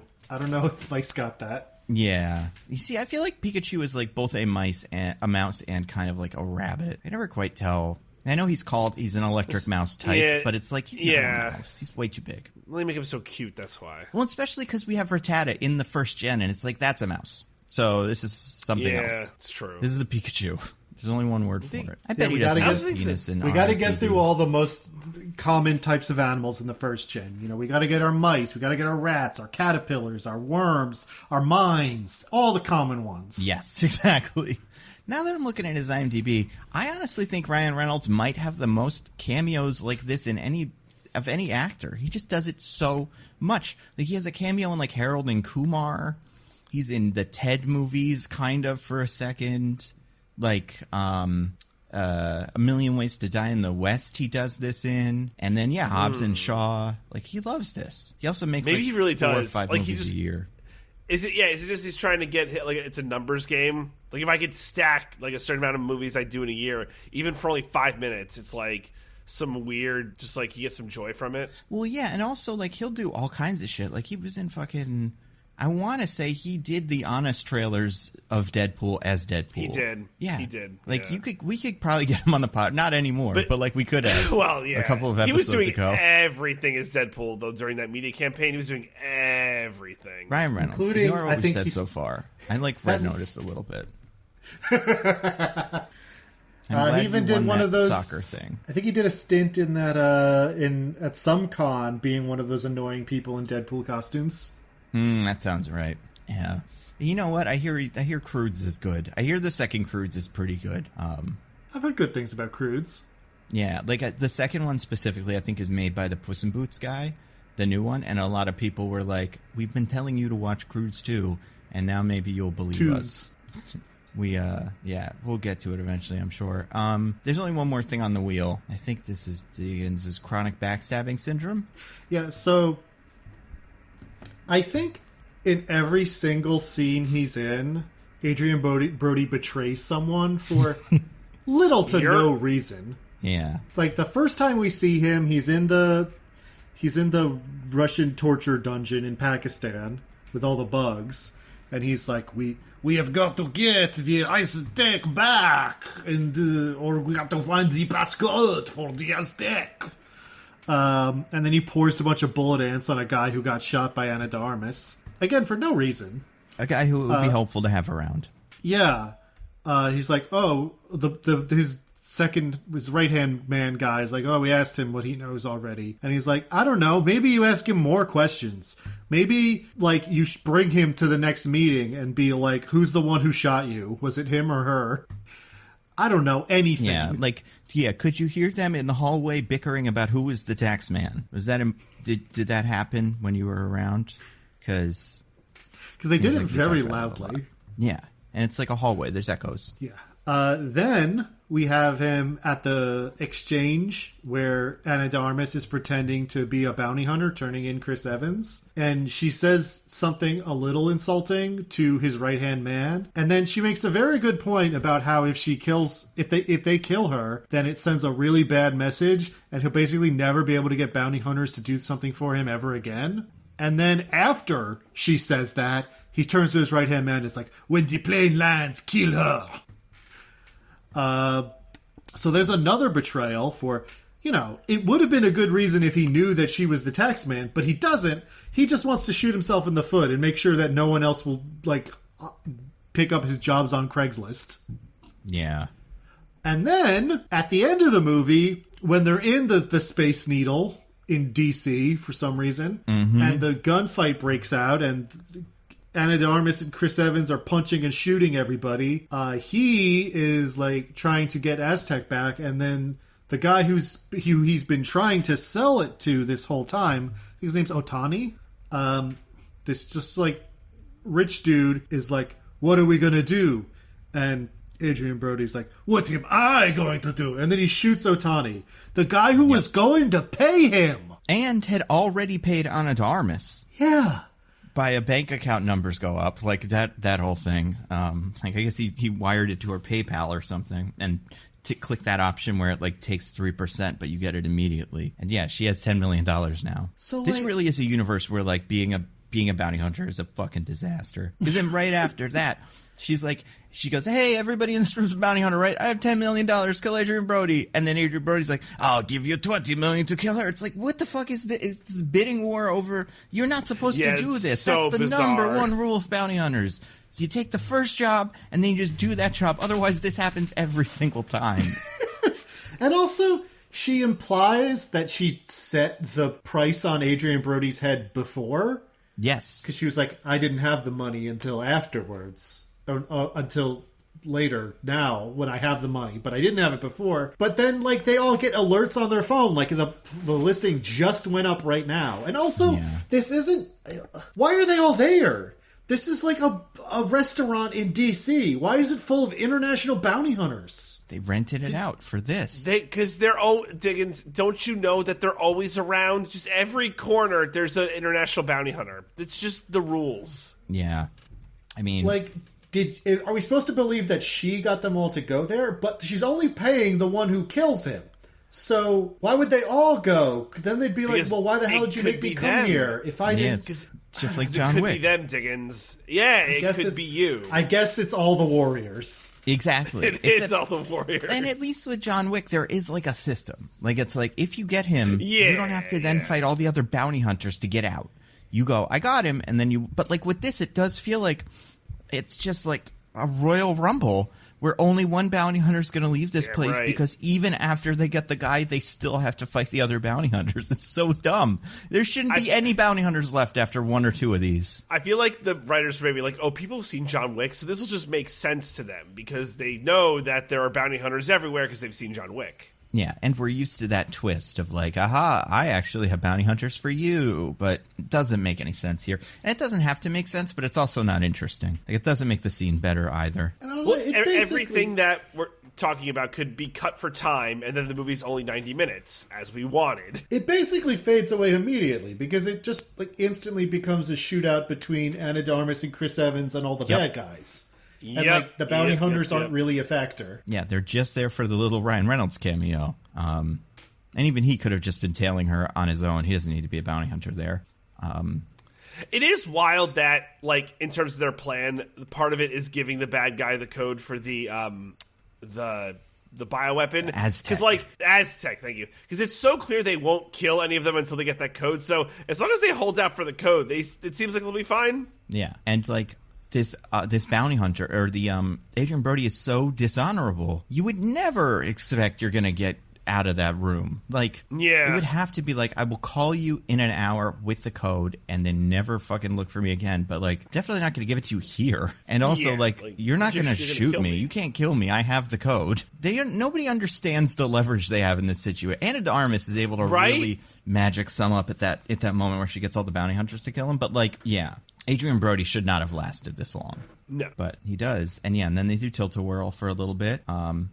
Like, kind of cool, but insane, but not the worst set piece in this movie for sure. How many people do you think died because of that? Oh, so many below? Like, yeah, insane. No, not like the bounty hunters or the bad guys. I mean, innocent people in D.C. having debris rain down upon them. Yes. I'm going to say, I wonder, my question with this is like, do people look up and see this and then just run away? Would you, if you were in that city on the ground, do you think you would notice? If the Space Needle just started spinning way too fast? Yes. Would you even look up at it anymore if you lived there? Like or would it just be like, oh, that's faster than usual? I think I would notice after the first bit of debris crash landed in the street. Yeah, right. So then, yeah, I don't know. I guess, like, that probably would be where I recognize it. It's pretty stupid. Also, it somehow keeps going even after Chris Evans jams the right-hand man into the gears. Right. Just like, you think it'd slow down a little. Yeah, you figure that's what you do to stop it, is you throw the guy in it. But it just, it keeps going. I don't know why it ever stops. I don't think it does. They're still spinning to this very day. They are still spinning when that scene ends. We never see how they get out of that. Yeah. Or wait, no, maybe I think it does just slow down. I think it just stops because Adrian Brody dies. It like knows. Yeah. Oh, we're good. It's connected to his heartbeat, so it just stops. It's so dumb. Yeah. Anything else about this movie? It's bad. No one should watch it. Even if you have Apple TV Plus, just don't. I don't think it's the worst of these, but I also don't think it's anywhere near the best. Where would you rank it on the scale from like between illustrious entries such as The Gray Man and Red Notice and The Atom Project? Where would you put this? I think Gray Man is better than this. I do too. I think the problem with this one is that the two characters are so grating that I really don't enjoy them on my screen. So it might be at the bottom. Like, they're just reprehensible creatures. I hate them so much. Also, like, it's Chris Evans and Ana de Armas who are both more interesting in Red Notice. Or at least better, like, more fun to watch. Chris Evans is doing a different thing. But it's different, at least. So it's like, that's something. And I do think the Atom Project is the most watchable out of any of these. besides maybe Extraction. And honestly, It's I didn't really finish Six damning with Underground. faint And you know what? praise. The order wasn't terrible, but, like, I didn't really like it that much. They got to really get it together. Because, like, they're so expensive. These movies are hundreds of millions of dollars. I mean, Apple, I think Diggins made the point earlier, like, has the money to burn. Mm-hmm. But, you know, we're not going to be seeing these on, like, your Peacocks or your Paramount Pluses. Like, there's no way. Yeah, I guess it's more, for me, it's like, I get it why, like, Ant-Man isn't good, but it costs $200 million. It's because it's like... Oh, but, like, why does this... Oh, yeah, like, yeah. Who, like, besides the shareholders just going, we got Ana de Armas and Chris Evans in a movie, like, who is like, wow, look at this hot script I just got off the presses for... Ghosted, like, you know, I just don't get it. Not that I'm saying it needs to be in a cinematic universe, although that would be really funny if this was in the Red Notice cinematic universe and just between movies like Grogu getting back to what's his name, Ryan Reynolds just dies. Oh God, yeah, we're never gonna see him again in them. The Rock decided he's the only star that can live in the Red Notice verse. Wait, Red Notice? Yeah. Wait, which one's Gray Man? That does have Ryan Reynolds. I cannot keep track of that. That's Ryan Gosling. That's the one that I think is the best. Did I say Red Notice? No, you said Gray Man. Okay. Is the best one. Yeah, Gray Man is better than these. Adam Project is still the best. But yeah. Do you guys want to get to our classic segment? Totally. All right. Love to be doing anything that's not talking about Ghosted. DJ, what would you like to recommend to the fine people? So hey, I don't. I was in the harem / vacation. You know. So I don't want to recommend harems. That's weird. I don't want to recommend like places I've been. They look like a lot of fun from that picture you sent us. Yeah, that's fair. I am going to recommend like I don't know. I don't want this to turn into like a commercial. Guys, it's the anti-commercial for Ghosted, so maybe a regular commercial for something else. I'm going to keep this brief, and I'll have better Rex next week because also my voice is starting to just like go and fail me. So, hey guys, I did it. I'm a cord cutter. I cut the cord. I don't have cable no more, and it's great. And I got like YouTube TV, and I don't want this to be a commercial for YouTube TV because that's dumb, but I like it. And like, no joke, if you want to know more about my experiences, you can like DM me on Twitter or whatever, and I'll tell you all about it, and I'll give you my referral code. And but I really like it, and I'm glad I don't pay for cable anymore. And I think YouTube TV is a lot better than cable because it's got like unlimited on demand. And I want this to be a commercial for YouTube TV. They pay enough money. I don't need to be doing it for them. I will throw in as like a little aside. Let's fucking go Knicks. The Knicks are back, baby. Oh my God. We're going. Yo, it's so. Knicks won a crazy game last night, so did the Miami Heat, which is setting up classic 90s Knicks-Heat matchup in the Eastern Conference semis, which is setting up a classic matchup between one of the hosts of Mostly Nitpicking with one of the Supreme Court justices of Mostly Nitpicking, Roger, because he's a diehard Heat fan. So it's going to be crazy. I think whoever wins the series, maybe they get to host or be on the Supreme Court forever. I don't know what the rules are, but let's go Knicks. I'm not going to blow this like the last time that I blew this. The Knicks are back, baby. We're going to the finals. Let's go Knicks. You know I'm going to roast you super hard if they don't make it to the finals, right? Well, it's not going to happen, so you won't have the opportunity to roast. So get wrecked, Diggins. You want to join the Roger bandwagon? You go to Diggins wherever. is a Timberwolves fan in continuity of this podcast, right? Yes, Die hard, just knows all their names. Timberwolves fan. I think that's the lore. Yeah. Yeah. So I'm sorry my Recs are super weak, but let's go Knicks! Bing bong, baby, bing bong! Woo! All right. Diggins, what about you? You have anything to recommend? I do. In contrast to DJ, I have a lot to recommend, so I'm going to keep these each fairly brief. One, I finally watched a show I've been meaning to watch forever. I'm all caught up with Yellow Jackets. Oh, cool. Yeah, if you don't know, Yellow Jackets is a show about a group of teen girls who were on a high school soccer team. They were like champions and going to nationals, but their plane went down and they got stranded in the Canadian wilderness for 19 months back in 1996. So this all really happened. Every single thing, yeah. Every single thing. It really happened. No, but it is based on a real thing that did happen. Which is insane to me. Like in Chile, yeah. Yeah.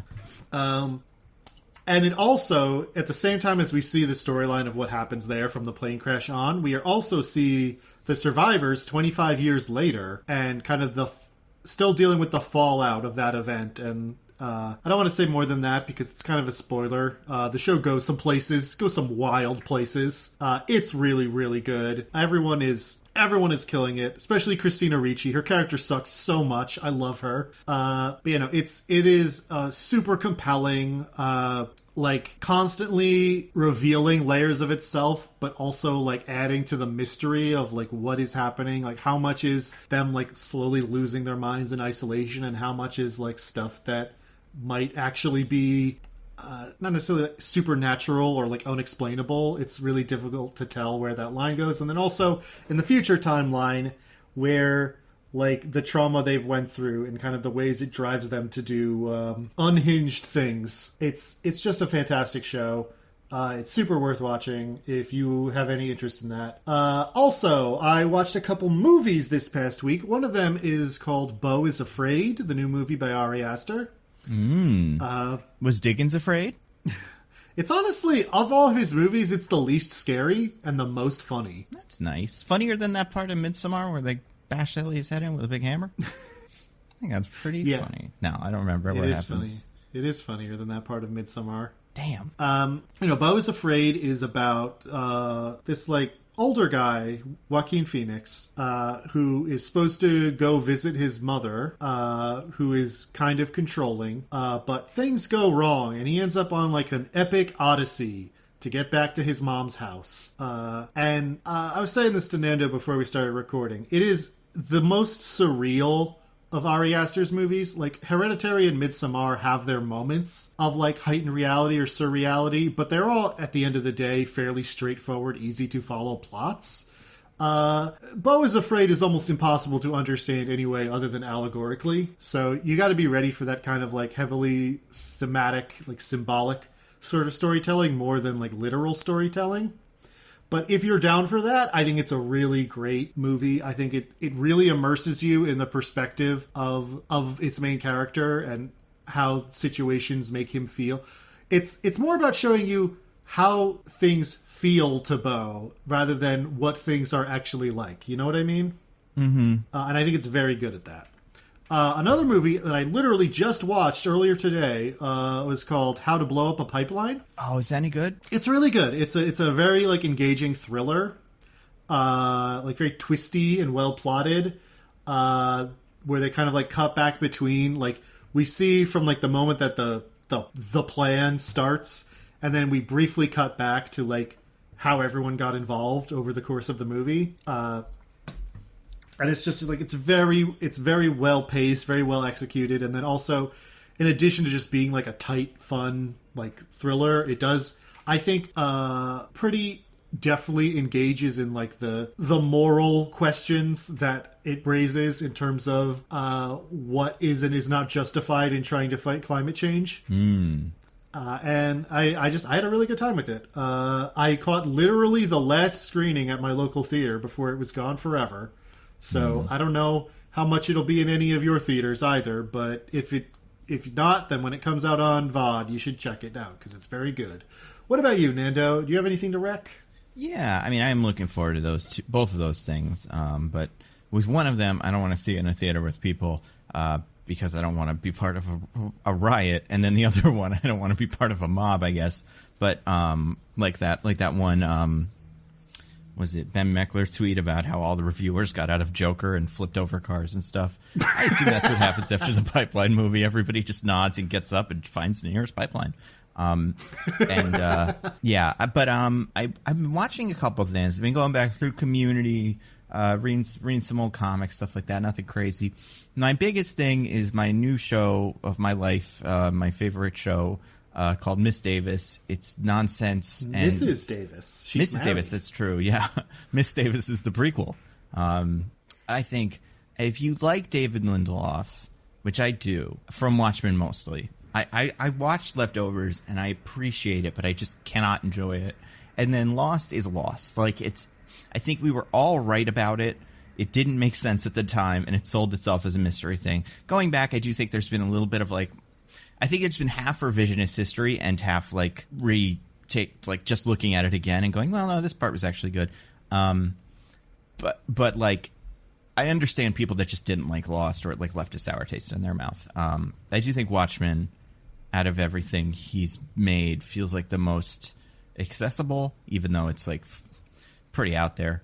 But anyway, this is equally out there as like Lost, except it's kind of dumb, and it knows that. It's the first thing I think they've made that's straight comedy.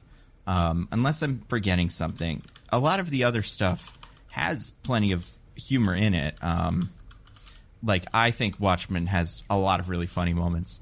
But, I guess did he write Tomorrowland? I've never seen that. Did he write The Hunt? I produced it. I don't know. Okay.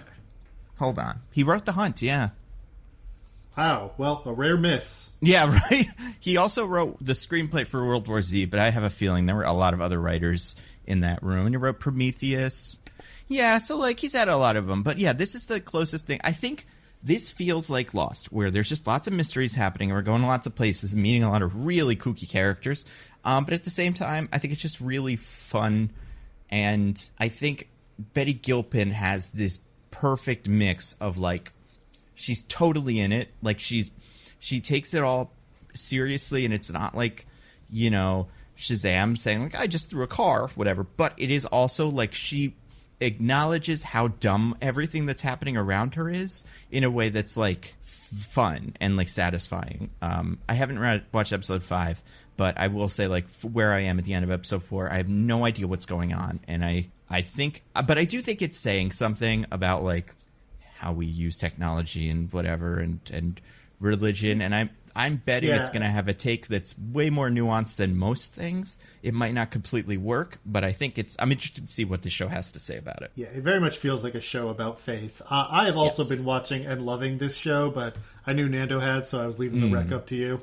I'm glad, because, it's the only thing I've been watching that's new besides, like, new episodes of certain things and just the Flash trailer on repeat, because it's the best movie ever made, and I want to watch it as much as I can until I get to finally see it. You're going to be chokeslammed so hard. And the Hunger Games trailer just came out, apparently. I'm looking at Twitter now. Hunger Games Ballad of Chutes and Ladders or whatever is... I have the trailer going. I'm not, like, listening to it, but it looks so boring. I do not like these movies, though, so it's probably not for me. But, like, it's hard to make a Hunger Games trailer. It's hard to make a movie about a battle royale for me where I'm just, like, out of it. So something real special here. We'll see. But yeah. So I think Miss Davis, it's on Peacock. I think Peacock has some great stuff between MacGruber, this, and that other Peacock thing I really liked. What was that? Poker Face? Right, Poker Face. Yeah, I think there's like enough good stuff on Peacock that it's worth a month of your streaming. You know, like get a little subscription for a month, check it out, see what you like. Because there's other things on there too. It's where 30 Rock lives, which is nice. Although some of those are on different ones, depending on where you live. So yeah, I would say give that a look. Also, Mandalorian ended. Oh yeah, yeah, and it was a lot of things happened, and it didn't really work. Did you watch it, DJ? Are you caught up? Nope. They weren't playing it every minute on Disney. I know, but yeah, I've heard less than stellar reviews. But yeah, It's just like it's really a lot, like, of nothing. Not like a lot of nothing, but it's like not doing. It feels like, I don't want to say in a post Andor world it can't be this much nothing, because I do think there's still space for a show like this. But in a post Mandalorian season 1 world, it can't be this much nothing. Yeah, I think that's fair. But also, I don't really care about Bo-Katan or any of those guys, so maybe if you like them, you'll like it. I don't know. Yeah. What are we doing next week? Good question. What a great question, yeah. Flash trailer. We can each watch it 100 times and find all those silly details we missed. I like it. Did you know he says let's get nuts in the original Batman movie? He doesn't pause for 5 seconds in between when he starts singing and when he finishes it, but he does say that in Batman 1. Whoa, that's crazy. Maybe we have to cover Batman 1 again to make sure we get all this. I think we should. I feel like there's a lot of Easter eggs. There's a lot in there that we don't want to miss. Yeah, what is there? Is there anything good? Do we have debt? Not really. Like, there's things that are upcoming. Did we ever figure out the thing with the women's March Madness tournament? No one has reached out to me as far as I know, like through Twitter or Instagram. I check those every so often. All right. I don't think there's been any on the mostly nitpicking Twitter. So if you're second place, let us know. What did we get from the men's bracket winner? We do have that one. It was It's a second. What was the movie? It's a sequel to something. Oh, Batman 1989. No. I forget. We have it written down somewhere. Over again. It feels okay. It feels too good of us to do it right now, but maybe. I don't know. I guess we have some things coming up, right? Like we have like there's a lot of movies that are coming out that'll be like there's Transformers coming out eventually. You know, we got Guardians, but Guardians like what are we gonna make fun of Guardians too? Like that's not. I don't know. That's not good. Yeah, let's do Guardians too. Yeah. What is this?